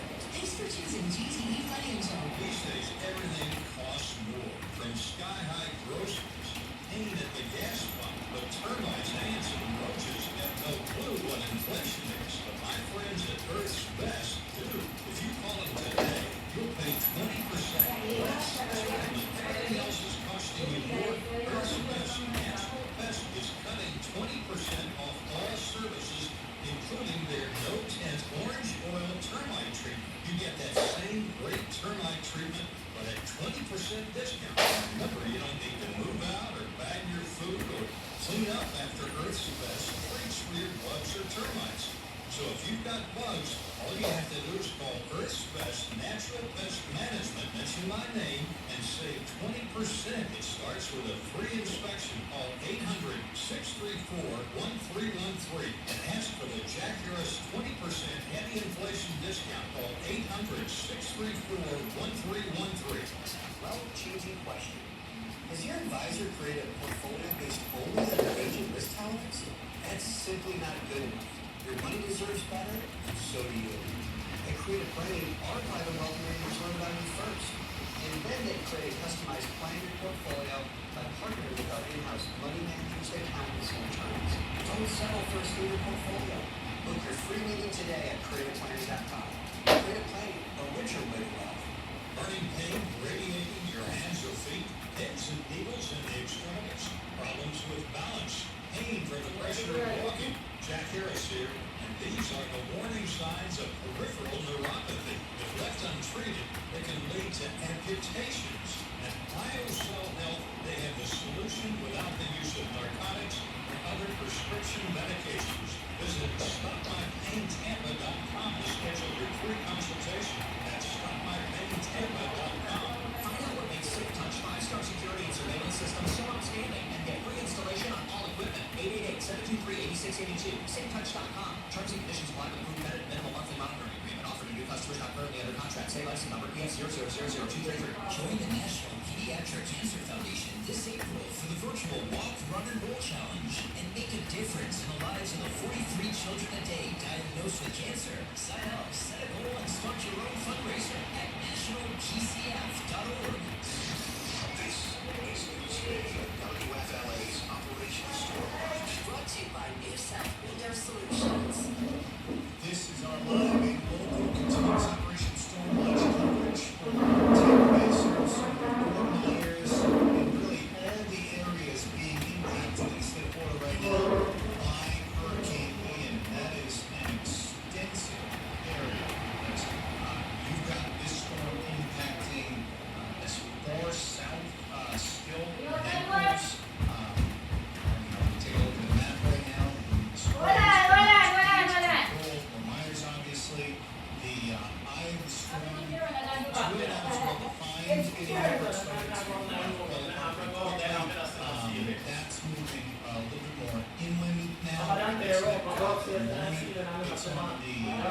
It's on the eastern side of 75, right due east of Port Charlotte. That's probably where what's left of the eye is sitting. That means that those areas that keep coming back to Port Charlotte area, Northport, Englewood, still dealing with the eye wall of the storm and most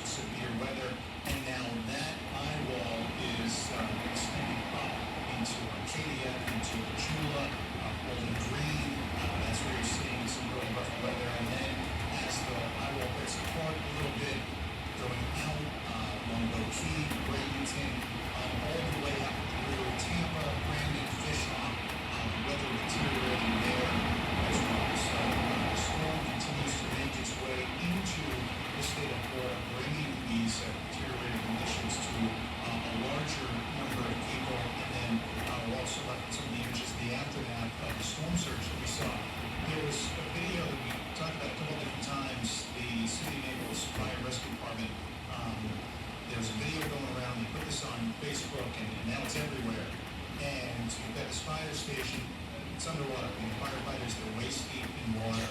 Fire truck is a large portion of it is sitting underwater, and I didn't know the exact location. It took me a minute here, but it's almost 3/4 of a mile away from the coast. So that just gives you a sense as to how far in that storm surge has gone.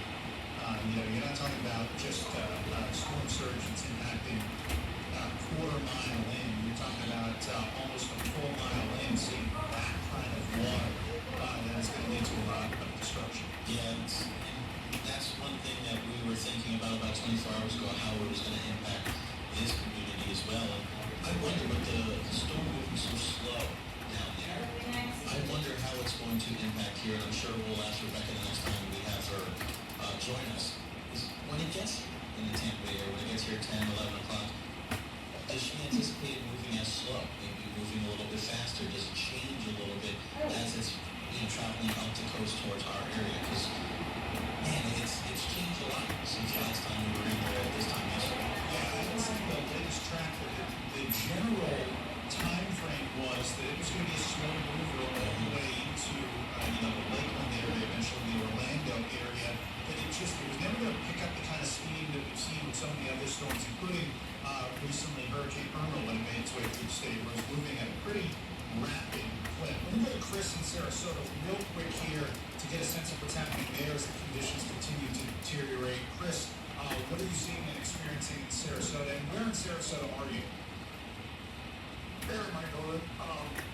I'm so locked up to get the drive between what you want to do. Okay, and what are you seeing and hearing and experiencing there in your location? The breeze, and it's been non-stop since this morning.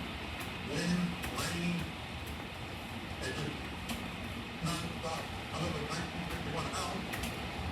You're not evacuated because we have a dog and my mom's in the hospital. Right now, I'm in bed, so yeah.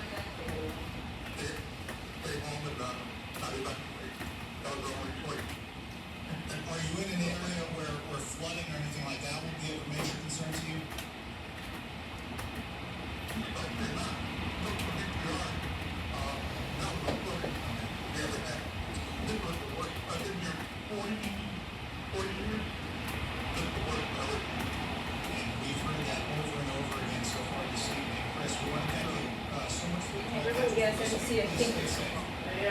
Se habla de más reciente, ya se worst storm.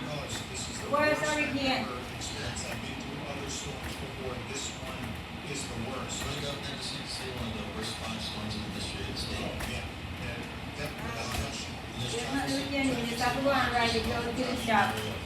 Fletcher Avenue being where the multiple traffic signals are out and flashing throughout the corridor. Traffic Yeah, we have to signals keep are it on. flashing for a four-way stop sign and tow switch. Everything else, but people forget subtle little things like that. I remember driving back from a remote location at night for Irma and just seeing outside and just the lights were just off. Yeah. And you just had to be, okay, how are we driving right now? Obviously, there's somebody out there, but if there was people out there, how would you navigate through it? You don't want to be out there right now. Stay home, go to your safe spot right here, because again, the worst of the storm is going to be a couple hours away from right here in the Tampa Bay area, but our neighbors to the south, they're experiencing some of that inclement weather right now. Yeah, we're going to talk more about those areas really getting hit hard at the moment from Hurricane Ian. We have so much more still to get to as we stay with you throughout the duration of the storm. Our Operation Stormwatch coverage of Hurricane Ian continues in just a moment. From the BioCell Neuropathy Pain Relief News Desk. This is iHeartRadio's Operation Stormwatch from News Radio WFLA Tampa. I'm Steve Summers, News Radio WFLA with a Hurricane Ian update. Ian makes landfall just after 3 Eastern this afternoon in Cayo Costa, a barrier island just west of Fort Myers. Ian made landfall as a Category 4 hurricane, packing 150 mile an hour sustained winds. Those sustained winds are now down to 140. And landfall is both good and bad news for Tampa Bay. Tampa Bay was in a life-threatening storm surge, but now that will not likely happen. With the eye being so far south of here, water is actually being pulled out of Tampa Bay, and it's tributaries 6 feet below normal in some spots. Because the storm surge threat is minimal for Tampa Bay now, Pinellas County barrier islands are already back open. Tampa Bay, the threat is flooding rains and strong winds, and already have several thousand without power. Tornadoes are also possible. High winds also have the Sunshine Skyway Bridge closed. I'm Steve Summers, News Radio WFLA. Nissan traffic center power lines down in many areas around Tampa Bay. Lots of traffic roads out. Interstates are still open. Major flooding issues as of yet. Howard Franklin Bridge, Cordy Campbell Causeway remain open. Sunshine Skyway closed. This report brought to you by Wawa Sizzlies. Now at Wawa, you can get any 2 sizzly items from lucky sandwiches to breakfast burritos to 8 bites for just $20. A delicious meal served your day. Great morning start at Wawa. News Radio WFLA. As Hurricane Ian continues to move northeast, we will see bands of heavy torrential rain and strong winds, even the threat for tornadoes in some of those bands. And as the system tracks to the northeast, possible hurricane force winds expected east of I-75 through the evening and overnight before it exits to the northeast. We will still see gusty conditions tomorrow, but we'll see less. No, it's not good. Yes, you're Just serious, not too serious. Are you election ready?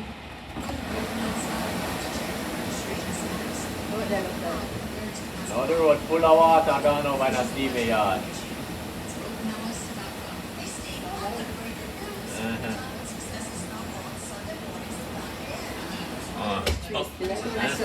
No, I said the road full of water gone over Stevie yard. Yeah. What did you park? Eh? She finally parked. Which street? Same place. Yeah? Where? Yeah, see, you stick down. Eh? You stick up in that tree. Yeah, somebody pop off. You see, I got this rejection now.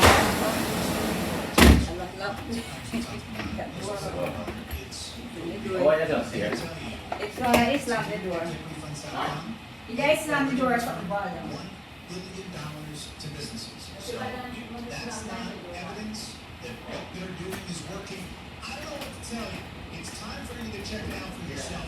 If your business has 5 or more employees and you made it through the pandemic, again, you could be eligible to receive a payroll tax rebate of up to $26,000 per employee. GetRefunds.com is where you can find out more. They have a team of tax attorneys. That's the most important thing. We are okay. They can help you. Businesses of all types can qualify. If you want to find out if your business qualifies, again, GetRefunds.com. Click on qualify. Go to GetRefunds.com. Eh? Actually controls your house.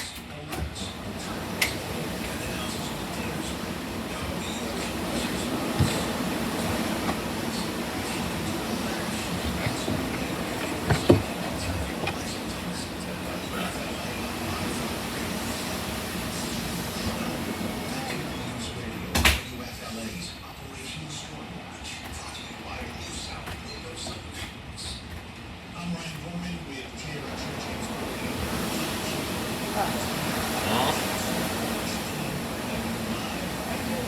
This worst one part since it started. The door. I'm gonna take my lock the door. My lock the Keep opening this. Eh? This I pull the one. The lamp, the chandelier drop down. 140 miles per hour. The chandelier drop down and I done it. Miles per hour in Cape Coral. So if you're in that area and you're thinking to yourself, interval a while ago, wow, that sounds really rough out there. Well, it was Florida. Adi be meeting kaya lang. Per hour. It was 5 miles per hour. In St. Get over there. Hurricane On left it. Gust 77 miles per hour and 10 The lamp now will drop down. miles per hour. There's also speed winds that Okay. that gives you a sense as to how fast the wind occasionally is blowing in areas Well, I'm out. from Cape Coral to the Well, see if you can't never can catch it. region. So the wind, No, it don't stay locked. the storm surge, another major problem. The thing pan it not fix right. Really, if you're in some areas That's how I catch it with something. around, Sarasota, North, Palm Keys, St. Pete, Tampa. Really hasn't been as much of a storm surge situation yet. There's potential for some of that later on down the road. Not to the extent that we saw though in Fort Myers Beach, Bonita Springs, Naples, Sanibel, Catiba. Those are areas where the storm surge was record breaking. Really north of Sarasota, what we saw was the water going out, not coming in, which left some pretty incredible images. And Locomotive before sa Impalo. probably shouldn't have been put in, towards the middle of the actual bay, in Tampa Bay, kind of walking around.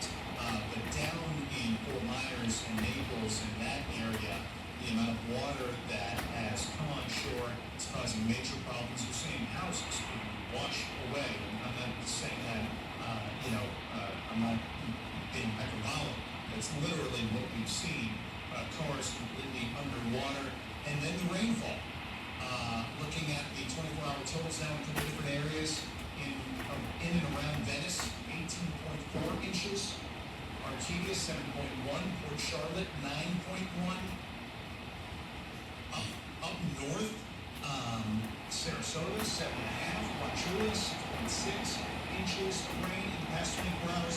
And keep in mind for Sarasota or Wauchula, for some of those areas that are a bit north of where the center of the storm is at, even Venice, But the rest of it, 15 inches, that come towards the door. more of the The long string thing, it peel all the way up. so that rainfall, Towards the heavy door. rainfall is going to continue for the foreseeable future. So these rainfall totals, it's a lot of water as well, along with the storm surge in some areas. Yeah, I was looking at now power and light outages at about 4 o'clock today. It was around 645,000 around the state. Now, here in the last 10 minutes, up to 1.5 million Florida outages. Lee County 446,000, Sarasota with 232,000, Collier 184,000, Pinellas 142,000, and Charlotte County 124,000. Ryan, we haven't even mentioned Hillsborough County, and you know it's at around 1.5 now. That number is only going to go up. Right, as the storm makes its way into Hillsborough County, Polk County, continues towards Orlando, and it all ties in together. This amount of rain that we're seeing, saturation that we've already experienced because of rainy season here in the state of Florida, that's going to lead to trees coming down, branches coming down, and power going out. And that along with, of course, some of these wind gusts. There's a flash flood warning in effect for the following counties until 9 p.m. because between 5 to 16 inches of rain is falling in these areas with another 3 to 6 inches possible through 9 p.m. Manatee County, Sarasota County, Hardy County, and DeSoto County. If you are in any of those counties, you are currently dealing with a flash flood warning because of the amount of rainfall that's come down so far and the amount of rain that's expected over the next couple of hours. I also want to go back to something Governor DeSantis said when he spoke, it was about an hour ago now. He did a 5:40 press conference, and he said that people in Southwest Florida calling 911, asking for help. In a lot of those places, it's just not safe for first responders to come and rescue you. They are keeping a log. If you've called 911 needing help in Southwest Florida, they're keeping a log of who needs help, and they'll get to you as soon as possible. But this is something that we warned about leading into the storm. Once the storm hit, unfortunately, it was going to stall out, it was going to slow down, it wasn't going to move very much, so those rough conditions would continue for quite some time. That's going to make it very difficult for first responders to come and conduct any rescues. And we were discussing things like lines down and being smart before or after the eyewall passes wherever you're at. We have some wires down now. Himes Avenue south of MLK, Tampa Bay, closed due to down wires, high winds preventing TICO from responding. So TICO can't even get out right now. So there's just a bunch of officers locking the wires as long as possible.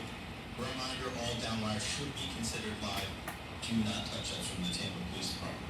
Yeah, a good reminder, and, we're gonna see so much of that, again, because of the winds that we're experiencing, and of course, because of so much rain coming down, making those branches heavier and heavier, and then eventually they snap, and unfortunately, that's what we're seeing. We're seeing so many, not just down trees, but down branches all over the place, including places that you really wouldn't think were hit that hard as of yet. But again, it doesn't take much, and this is a very powerful storm. It is moving slowly, but it is moving. And taking a look at the latest from the radar, I mean, there is still rain coming down, still storm conditions in Cape Coral, Fort Myers Beach, Fort Myers. What's left of the eye of Hurricane Ian, because the eye has deteriorated. You can still make it out, but it's not quite what it was when it was coming on shore. It is just east of Port Charlotte now, so it's the east of Port Charlotte, but still those same areas that we keep talking about, whether it's Venice, Northport, Englewood, you just happen to be in a sector of this storm where the severe weather is, and it has been staying because of how slowly the storm has been moving. And unfortunately, Northport or Englewood, if it pass on the east, other bad thing that too. now into Lombok and Bradenton, Because that means so we're on this left side. that moves. And that's where the most dangerous things are. And we're talking hours. We're slow moving, and it's an interesting when the hurricanes hit. I Unfortunately, mean, that I pass over. template for the rest of the And states. we have a feel like We're this. starting to see more and more states They declare don't state know of how long. emergency. Georgia, the But I Carolinas, have it here already, wherever I Georgia's stand. going to declare state of emergency and it's a hurricane Ian. So Yeah. we know that this storm will affect the East Coast. How far? I mean, what path? How is it going to change? Because we've seen it change a lot in the last couple of days, Ryan. So we'll see. But there's a lot of states north of us looking at what's going on right now, listening to our coverage on the iHeartRadio app, and wondering how it will affect them sooner rather than later. I've got a note here from the city of Fort Myers that I want to pass along. This was put out a little while ago, about 30 minutes ago or so. The city of Fort Myers has issued an emergency citywide curfew to protect and safeguard the health, safety, and welfare of residents, visitors, and first responders. The curfew in Fort Myers is in effect now, started at 6 p.m., and it's going to be in effect for 48 hours. So there's a curfew in effect in Fort Myers. It's currently underway, and it will remain that way for 48 hours. And this goes back to something we were talking about not long ago, following our conversation with meteorologist Rebecca Berry. In an area like Fort Myers or Naples, where they've seen all of this storm surge and all of this flooding, it's going to take a minute to assess the situation, to figure out what needs to be done, and the last thing we want are residents taking to the road, driving in unsafe conditions. You don't know if there's perhaps a down power line in the road. You've got a lot of standing water. Last thing they want is for you to end up getting stuck in a situation where perhaps you can't get out, you need rescue, it can't get to you on time. So that's why this curfew has been put in effect in the city of Fort Myers. It's underway now, and it will remain in effect for 48 hours. And you're likely going to see more of that in surrounding areas that have been hit really, really hard by the storm and that have a lot of standing water around because of storm surge or the tremendous amount of rain that we've been seeing with some areas due to Hurricane Ian. TIFO now reporting over 170,000 power outages in Hillsborough, Dade, Eastern Polk County, and Duke Energy was 150,000 in Pinellas County. So we give you some more of the county that's a little bit more direct analysis and analytics for power outages in our area. And again, those numbers only go up. Yeah, so we're seeing when you kind of run things out a little bit and you take a look at the outer bands of the storm, those are important to keep an eye on as soon as a tornado watch is issued, or unfortunately if there's a tornado warning issued, we'll bring that along to you right away. But when you get to some of those outer bands of a storm like this, that's when you have the potential to see something like that. And those outer bands, I mean, they're reaching right now as far out and over to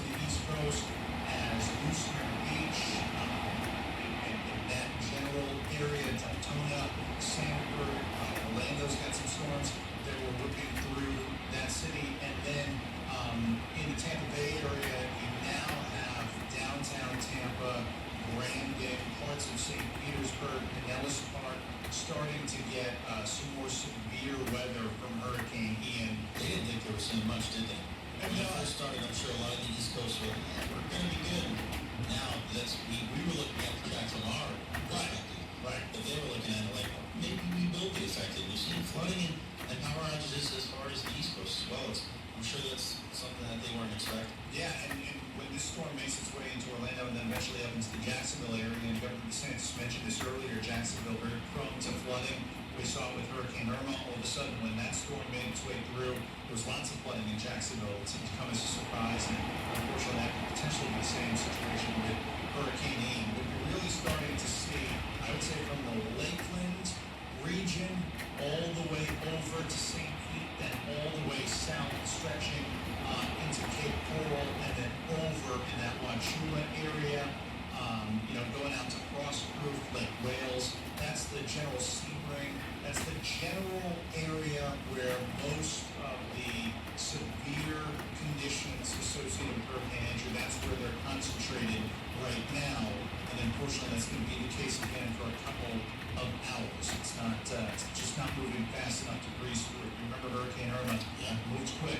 12 hours. Yeah. Hurricane Charlie moved quick, and that's a much more compact storm. This is a larger storm, very powerful one, and it's moving slowly. I want to get to the latest on the storm itself, because I was taking a look at some of the latest numbers on the storm. If I can pull them up, it does look like the storm is weakening just a bit. Now we've gone from what was a borderline category 5 hurricane. You're talking about just a few miles per hour difference to, I believe now we're getting close, if not already there, category 3 hurricane. So as it lands, as it's starting to make its way inland and forward, we were expecting it to weaken. We're seeing that. But again, it was such a strong storm when it came on shore, it was going to take a little while for it to get to a weaker state. And that's where it's going to be trending. But unfortunately for those of you who are stuck in the middle of the worst weather right now, it's not happening quick enough. And we totally understand that. Coming up, we've got more of our Operation Stormwatch coverage. We also have phone lines, take some of your calls, get a sense of what you're experiencing in your neighborhood. Right now, the maximum sustained winds are 130 miles per hour, so this is still a Category 4 storm as it makes its way more and more inland in southwest Florida. Lots more still to come on this Operation Stormwatch coverage in a moment. Hurricane Ian has arrived. Stay in the know with Operation Stormwatch on News Radio WFLA, on air and online with iHeartRadio, WFLAnews.com. Presented by New South Wales Solutions. If the stock market has crushed your investment portfolio, now may be a good time to harvest losses and lower your tax bill. Visit us at MaggieTax.com to learn more about more ways to reduce your taxes. And always remember, pay less tax with Maggie Tax. I'm Harvey Massey. Think about this for a moment. Pest control involves applying pesticides inside your home, whether needed or not. At Massey Services, we just don't do that. We prevent pests from getting inside your home, so we won't have to control them later. Why settle for pest control when you can trust Massey's Pest Prevention? It's guaranteed or your money back. Massey Services. Expect more and get it. World-changing question. Are you keeping as much of your investment gains as possible? High taxes can erode returns quickly, so you need a tax-optimized portfolio. At Creative Planning, our money managers and specialists work together to make sure your portfolio and wealth are managed in a tax-efficient manner. It's what you keep that really matters. Why not give your wealth a second look? Book your free meeting today at creativeplanning.com. Creative Planning, a richer way to wealth. Hey Tampa Bay, Katie for Bates Electric. We're offering $1,000. That's right, $1,000 off. If you've been thinking about beautifying your home or business with outside lighting, if you need a rewire, whatever the case may be, get up to $1,000 off with the #1 electrical company in Tampa Bay for over 30 years. Bates Electric. When you think electric, think Bates and $1,000 off.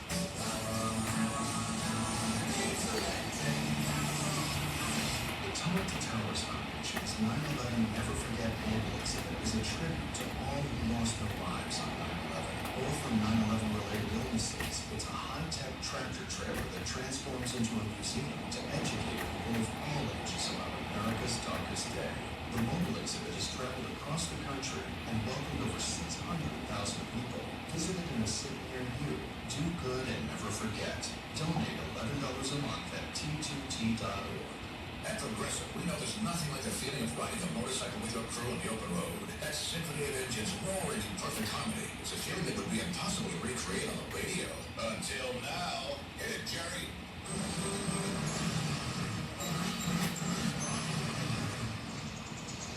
Oh, my word. Really terrible. Is that a Galactic spill, Jerry? Call the Progressive and see if you could save America's #1 motorcycle insurer. Progressive Mutual Insurance Company in Phoenix. Now, Jerry, it's over. All the information you need as the countdown continues to the midterm elections. All the latest happenings happen here on News Radio WFLA.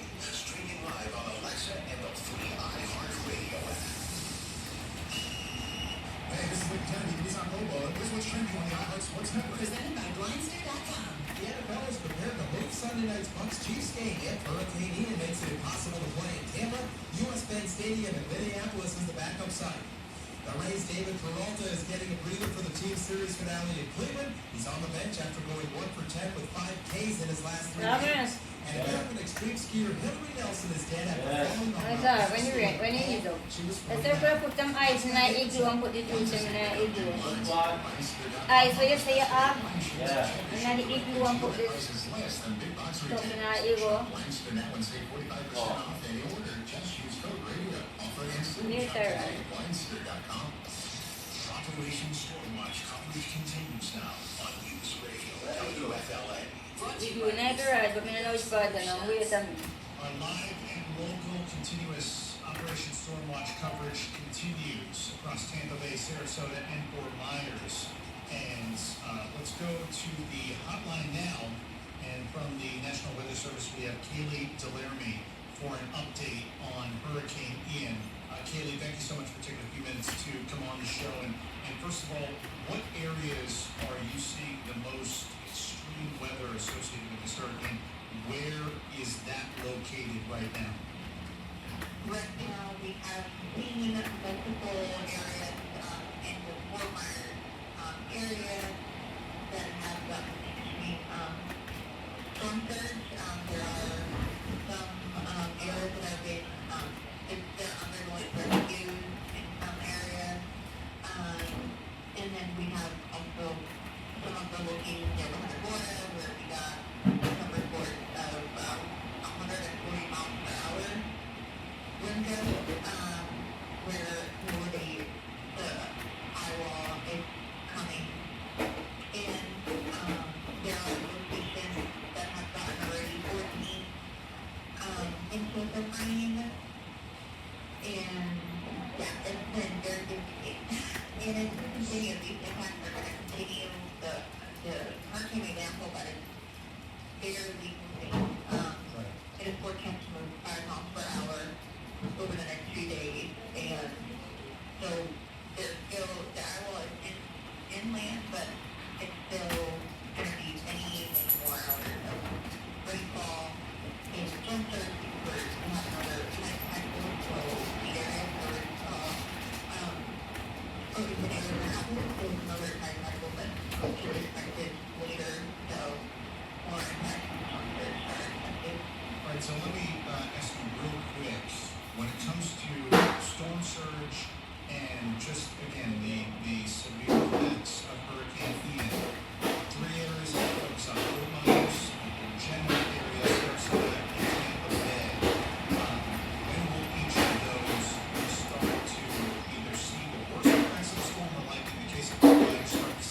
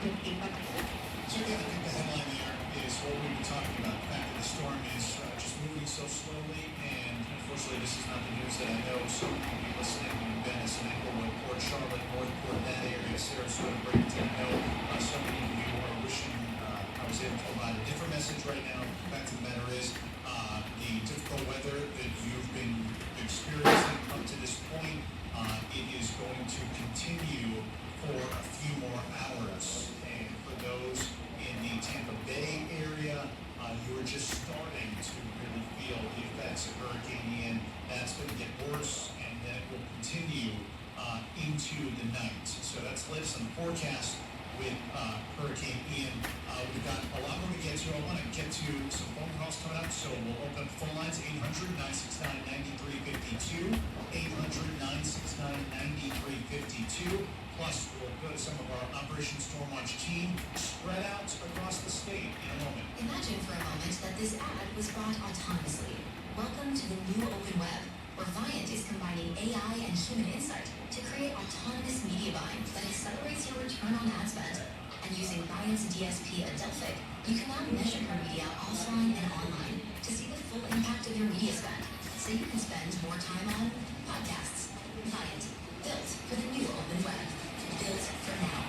Visit ViantNow.com to learn more. A haunted carnival experience is coming to Amateur Works, downtown Tampa, October 27th through 30th. Come during the day and enjoy 300,000 square feet of carnival rides and food. After 7 p.m., beware as it evolves into an elevated, risque, spooky experience with costume contests awarding $10,000 cash and prizes. To make sure you never leave, world-class DJs at Steve Aoki will be performing all through the weekend. Get tickets at PiedPiperProductions.com. This is one carnival you may never leave. Enter if you dare. WFLA Tampa, WMTX Tampa, WSRC Sarasota, WCTQ Venice. Radio's Operation Stormwatch from News Radio WFLA Tampa. Well, no. So it's all like slow, like I said, it's like it gets stronger. Yeah. Pull the door from it. Yeah, not That's that. around, so this the breeze coming through the vent. Yeah.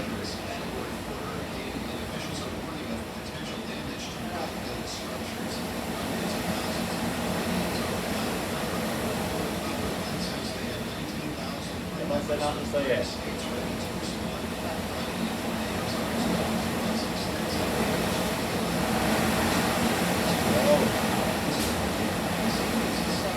How come to talk the wrong way? I don't understand.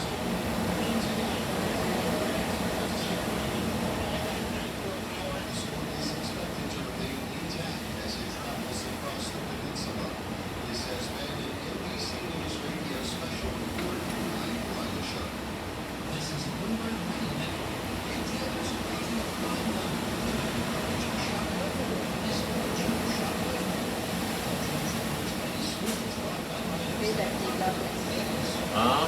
Lock the door. Because when you open that, the breeze will lock the door. Yes, sir. When you open this, that one keeps locking. Sure. Oh. Industrial side 549, the S&P surged 72, the NASDAQ jumped 222. Florida theme parks have battened down the hatches as Hurricane Ian rips across the state. Walt Disney World will remain closed through tomorrow. Busch Gardens Tampa Bay, SeaWorld Orlando, and Universal Orlando goes through Friday. Walt Disney has its first kid show of the streaming TV era. Louie is an animated series about a playful family of Australian cattle dogs. It's been airing on Disney Junior and Disney Plus since 2019. Lowry Kosky, Bloomberg Radio. From the Florida Central Credit Union Auto Loans Traffic Center, the Sunshine Skyway Bridge is currently shut down between St. Pete and Palmetto with high winds throughout the area because of Hurricane Ian. As a result, you're seeing heavy traffic on northbound I-75 with people leaving from Venice all the way up to I-4. Also seeing some extra volume in the Lakewood area on eastbound I-4. People heading to the Orlando area trying to avoid the effects of the All them people that are gone down on school out of there. But I'll leave the company. Broadcasting from the Blue Air powered by Gulf Coast Air Systems. As Hurricane Ian continues to move northeast, we will see bands of heavy torrential rain and strong winds, even the threat for tornadoes in some of those bands. And as the system tracks to the northeast, possible hurricane force winds expected east of I-75 through the evening and overnight before exiting to the north and east. We will still see gusty conditions tomorrow, but we'll see less rain and drying out for Friday and the weekend. I'm Max Kinneray, meteorologist. We stand.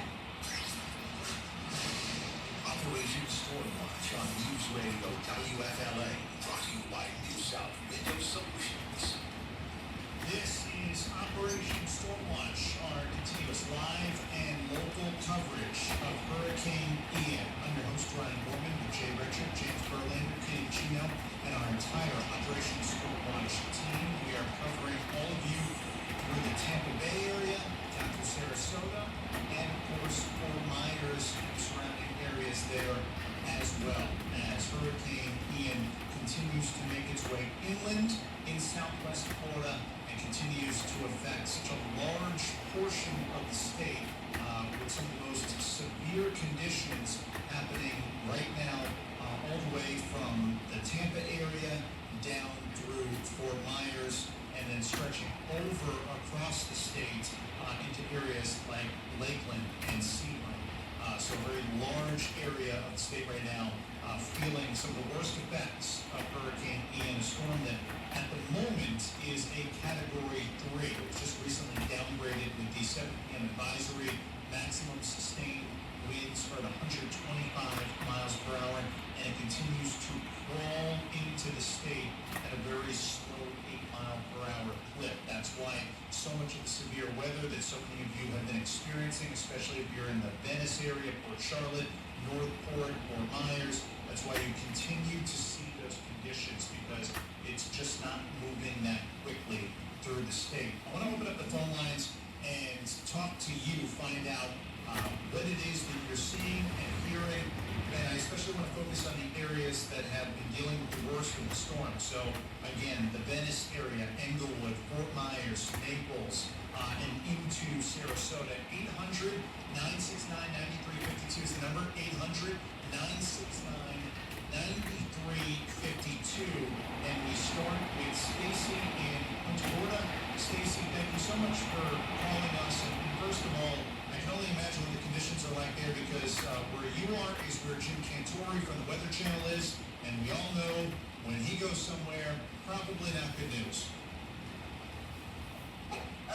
Yeah, but that's not my fault. I never did No, it is definitely not your fault. What are you experiencing, though, seeing and hearing in your community? I'm in an A zone. I did not evacuate, but 2 lines that dump that and 2 fish tanks. I have a Habitat for Humanity home, maybe about a half mile from the Peace River. And I just watched a 20-year-old acorn tree get uprooted in my front yard. And less than days, it fell on the driveway and up my house. And that is what we're seeing and hearing in a lot of areas dealing with Hurricane Ian, because the ground is so saturated right now as the rain continues to fall. These rainfall totals are just unbelievable. Plus, you add in these hurricane force wind gusts, and that's what we're finding now. Flooding in your area, is that a major concern for you and your specific location?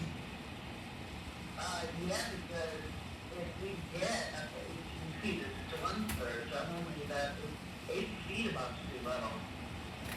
And it's just the truck is that you keep shouting out about Northport and Port Charlotte and then Fort Myers.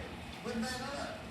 We're talking more the general area, but we are glad. I'd love for you. Yeah, we are glad that you called, Stacy, for an update with Punta Gorda, and I would say with the storm surge issue, you're not likely to see more than what you've already experienced, at least not much more. So if Occasionally, I have clear shutters. Like Wizard of Oz, mine.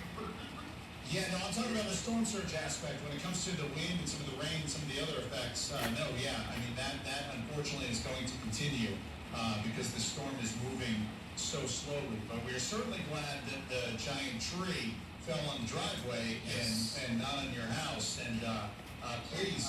And just for Jim's and family, don't take it out and put it.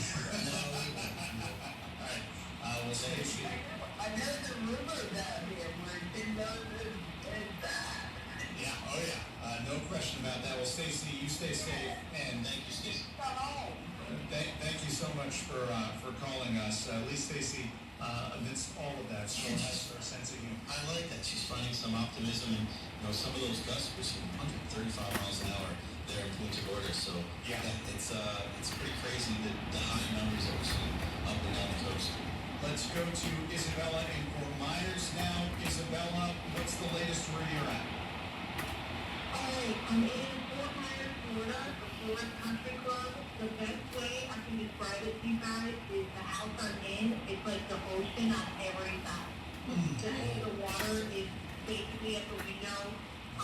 The only place we can go from here is up. We have a ladder and a chainsaw ready to go. The only things to my name are the clothes on my back and the backpack I brought over with me. I was in a house. I was in my house. So my house is completely underwater, same as my car. And so I had to wait to my neighbor's house. And I'm basically waiting here until I don't know what. The only thing I have is a radio, and I'm listening to you guys. Now, and we appreciate that, where you are now, the structure that you're in, is the water inside? The water is, with the big gust that comes, the water is coming into the windows. Our house is so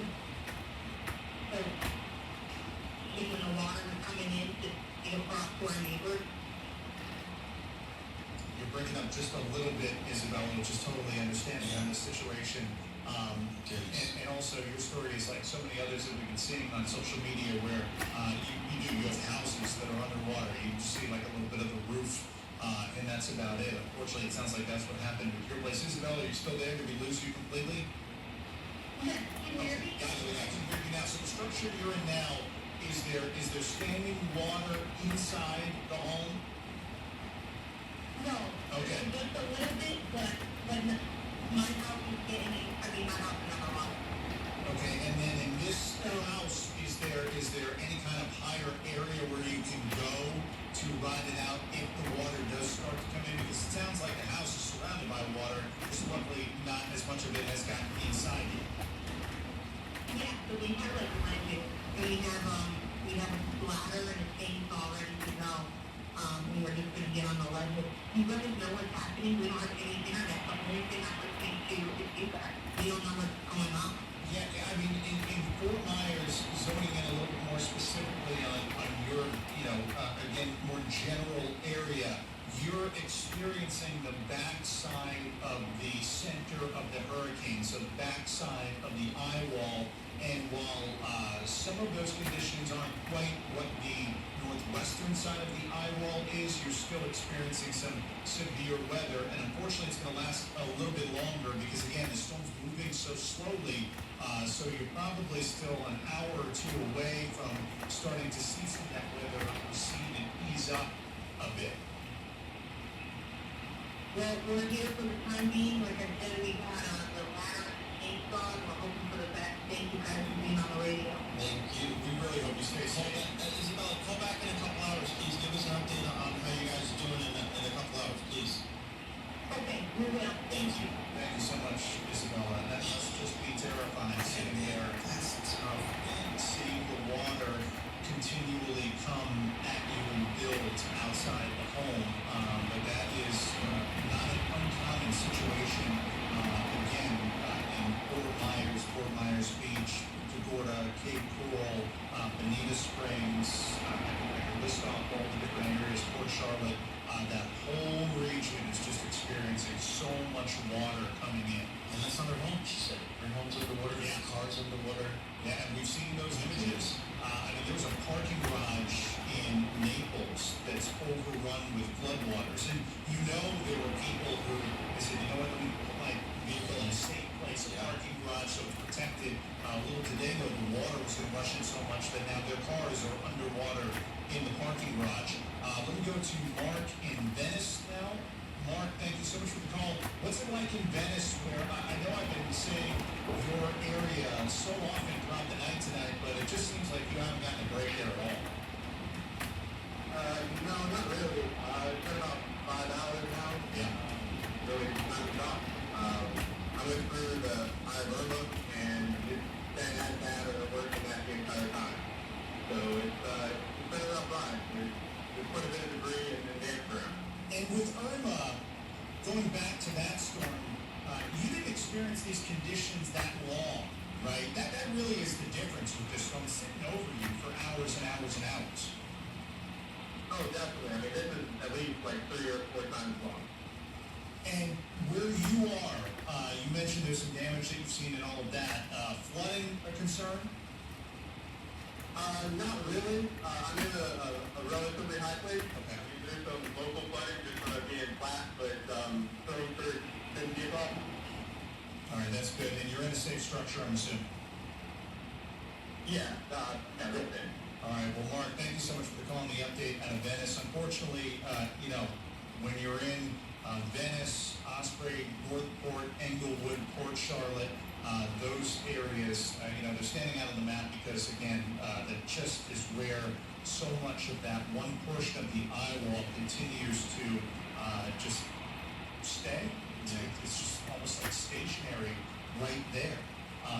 So that's going to continue for quite some time. The storm's just not moving quickly at all right now. And that's what separates it from so many other storms that we've seen hit the state of Florida. Let me go to Jeff in Port Charlotte now. Jeff, you're in another area, but I've been shouting out for hours now because it looks like, to me at least, the conditions are pretty rough there. What are you seeing in here? Yeah, we're right on the Mayaka River, north of Eljo Beach Bridge, about 3 miles. On the west side of the Mayaka River, and we're getting hammered pretty good. Our streets look like little rivers, we've been getting a lot of wind and stuff. I guess one of our concerns, because we did stay in place, we did evacuate because we had a couple dogs, and there's a lot of other people in our neighborhood that are also staying here, and the wind is one thing. I mean, like a couple of the older houses blew out some windows and stuff. Knock on wood, our house is doing okay. Our whole neighborhood's concerned about the surge, and we lost internet and all types of, ways we could try and get information. The last we had saw was because the eye of the storm was south of us, they were saying that our storm surge, the water north of the Eljo Beach Bridge, was looking pretty favorable for us. It went down. Is that still the case? That's one of the reasons I called you, not only to share information on how bad it is here, but to see if you can help give me some information to give to our neighbors. We are going to get a meteorologist on coming up here shortly, and we'll spend some time talking about this surge in your area. And thank you so much for the call, Jeff, and we will get those answers for you. One thing I can tell you is that with the storm sitting over your region like it has been, the rainfall is going to continue. So regardless of the actual storm surge, the water levels will rise a bit just because of the amount of rainfall that we're seeing there. I mean, some of these rainfall totals, they're setting records down in southwest Florida. In terms of where the eye is at now, the eye, it was parallel just to the east of Port Charlotte not long ago. Now it has moved, again, very slowly, but it has moved a little bit north and to the east of Port Charlotte. So you still got that back end of the wall that you're going to be dealing with, and how that changes potentially the water from the Gulf washing on shore. That's something that we're going to dive into when we talk to one of our meteorologists, one of our experts coming up here in just a bit. So we'll make sure to save that question for them and get those answers for you coming up a little bit later. Let me get to Steve now in Comus. Steve, how are you holding up?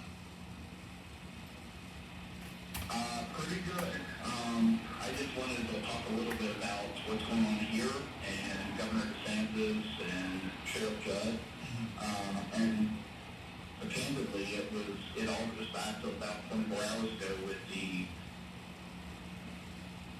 representation that this storm was going to speed up and head through the state in 24 hours, and now all of a sudden we're at 48 hours. So it drastically affects the amount of rain that we're dealing with, and the people have decided to stay because of the representation.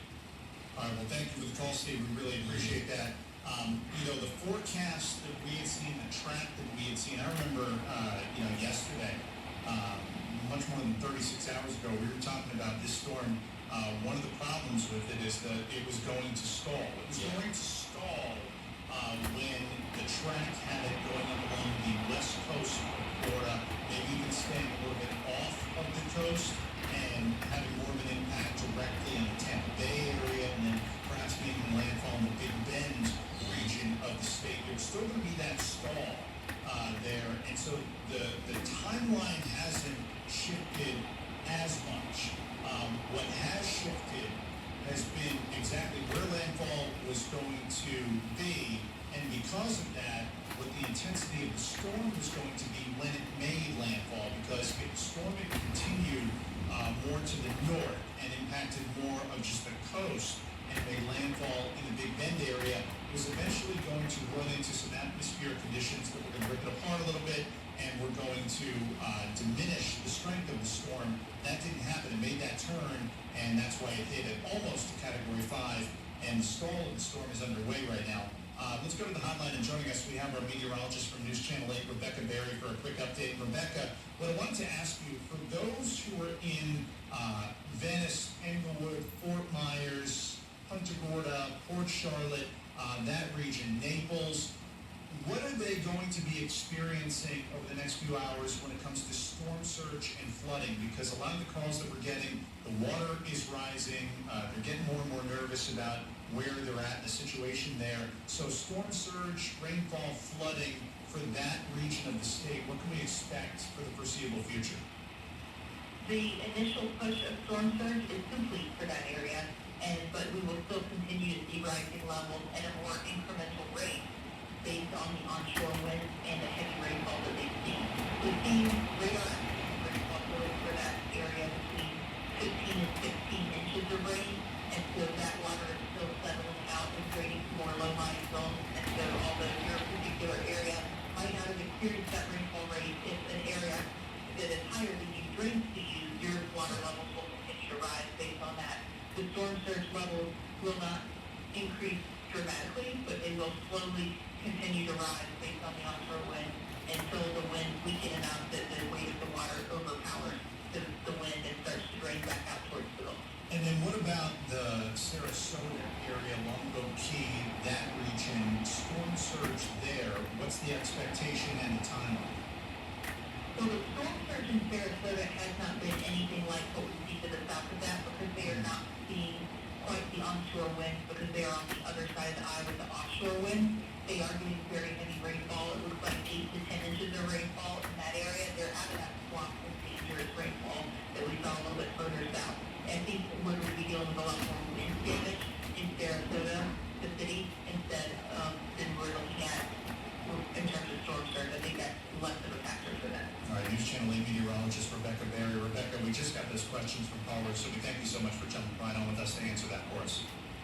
All right, we'll talk to Rebecca again throughout the night. So if you have those kinds of questions, please feel free to call us, and we'll try to get them answered for you as soon as possible. Hopefully that information was helpful. We know we're the only resource for a lot of people stretching from Tampa Bay through Sarasota and Fort Myers right now. So this is the kind of stuff that we want to make sure we're able to do for you.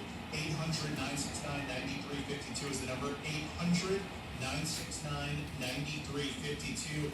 Back with more of our live, continuous local coverage of Operation Stormwatch Hurricane Ian in just a moment. Hi, I'm Jimmy Jr. with Bartow Ford. And while Bartow Ford is in a small town, we are positioned perfectly for our customers in surrounding counties to make that drive.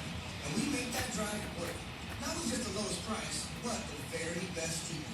And let's face it, what's a little drive compared to the best car buying experience you can have? On your next purchase, don't go the wrong way. If you can't make it to us just yet, visit us at BartowFord.com. Bartow Ford, we're different, and we prove it. Burning pain radiating your hands or feet, pins and needles in the extremities, problems with balance, pain from the pressure of walking. Jack Harris here, and these are the warning signs of peripheral neuropathy. If left untreated, they can lead to amputations. At BioCell Health, they have the solution without the use of narcotics or other prescription medications. Visit StopMyPainTampa.com to schedule your free consultation. That's StopMyPainTampa.com. It has been quite a couple of years for business owners, from pandemic to inflation. I'm sure right about now you could use a break. It's Ryan Gorman here. Let me tell you about one. If your business has 5 or more employees and you made it through the pandemic, you could be eligible to get a payroll tax rebate of $26,000 per employee. What this is a refund of your taxes, not a loan, so you don't have to worry about paying it back. The challenge with this for business owners has been, first of all, many don't know about it, and then cutting through the red tape and getting your business the refund money. And that's where GetRefunds.com comes into play. They have a team of tax attorneys who are highly trained in this little-known payroll tax refund program. They've already returned $1 billion to businesses. They can help you too. Find out if your business qualifies, and all types can qualify. Go to GetRefunds.com and click on Qualify Me. Again, GetRefunds.com. Check it out today. Hey, Steve, you know what? What's that, Elizabeth? I love moving. What? Since when? You hate moving. I'm talking about our radio show, Retirement Success. We are moving from Sunday afternoon to Sunday morning at 9 a.m. Ah, that's right, Elizabeth. Now in Tampa Bay, you can hear Retirement Success every Saturday and Sunday mornings at 9 a.m. right here on News Radio 970 WFLA. Join us Saturday and Sunday mornings, same time, 9 a.m. for Retirement Success. You want to be a showstopper like The Miz? You want to be awesome? Then you'll want to have a game plan. Whether you're a champion or a better, you've got to be responsible. The DraftKings Sportsbook offers all the tools you need. You can set a realistic budget and bet within your means. You can set time, deposit, and wager limits so you can have a personal game plan for having fun while being responsible. I practice safe bets, and so should you. Visit DraftKings.com/responsible-gaming to learn about all these rules and more. Eligibility restrictions apply. See DraftKings.com/responsible-gaming for details and state-specific responsible gambling resources. Do you find yourself stuck in a timeshare? Get the real facts about the timeshare industry and your options for cancellation.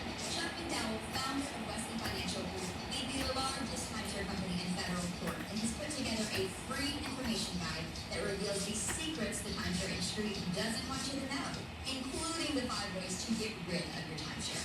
Call now and get this timeshare cancellation guide absolutely free. Call 800-738-9900. That's 800-738-9900. Hi, I'm Eddie Jr. with Bartow Ford. And while Bartow Ford is in a small town, we are positioned perfectly for our customers in surrounding counties to make that drive. And we make that drive work. Not with just the lowest price, but the very best treatment. And let's face it, what's a little drive compared to the best car buying experience you can have? On your next purchase, don't go the wrong way. If you can't make it to us just yet, visit us at BartowFord.com. Bartow Ford, we're different, and we prove it. This is News Radio WFLA's Operation Storm Watch. Brought to you by New South Window Solutions. Let me go back to the phone lines, and I want to check in with one of our Operation Stormwatch correspondents. Rick Koschel is in Sarasota. Rick, thanks so much for taking a few minutes to talk to us. And, we're monitoring the different coverage of this storm in our studios, and there's one reporter who's in Sarasota right now, right outside the parking garage, and it looks like the conditions are pretty rough there.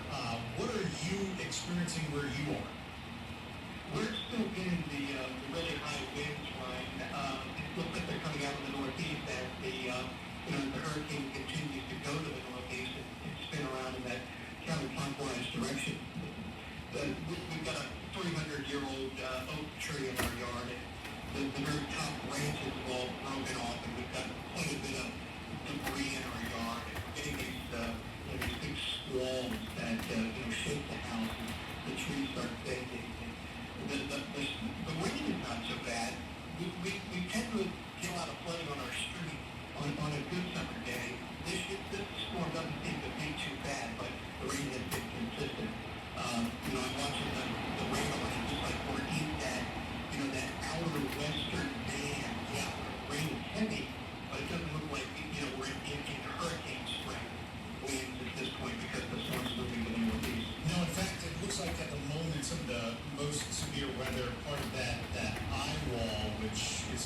starting to break up a little bit and expand out a little bit, but it looks like a lot of that is now starting to go beyond some areas that we've been talking about a lot, from Arcadia down south and to the west, Northport, and then up towards where you are in Sarasota. It's moved beyond that a little bit towards the north and eastern portion of that general region, making its way more towards Wauchula and Vermont and some of those areas. But you've still got, it's going to be a long period of time where you're dealing with these, even if they're tropical storm force winds and rain and all of that. And how long have you seen some of the more serious effects from Hurricane Ian up to this point?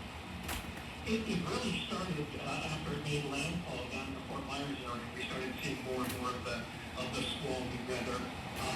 Lately, the gusts have just been really intense, and I think we're probably measuring 60 miles per hour plus gusts. But the heaviest of it has been within the past couple of hours. So we're hoping maybe, what is it now, 7:30, we're hoping maybe another 4 or 5 hours of this at the most. Yeah, and unfortunately, again, with the slow-moving storm, that's what so many people who are dealing with the conditions right now, that's what they can expect, a few more hours at a minimum of this. Brian, my heart goes out to what the people down south are experiencing. I mean, we've got a lot of damage, and we've got, more of this to get through, but I mean, some of the people who've been calling you, their stories are just heartbreaking, as they're, flooded out and their homes are breached and they're huddling inside. I just hope they get some relief soon. Absolutely. Rick Hoschel, Operation Stormwatch correspondent based in Sarasota right now. Rick, we really appreciate it. Thanks so much for the update. You guys, my pleasure. And the phone number is 800-969-9352. Again, that's 800-969-9352. We'll go back to the phone lines and take your calls when you're experiencing in your neighborhood next, right here on Operation Stormwatch. From the BioCell Neuropathy Pain Relief News Desk, this is iHeartRadio's Operation Stormwatch from News Radio WFLA Tampa.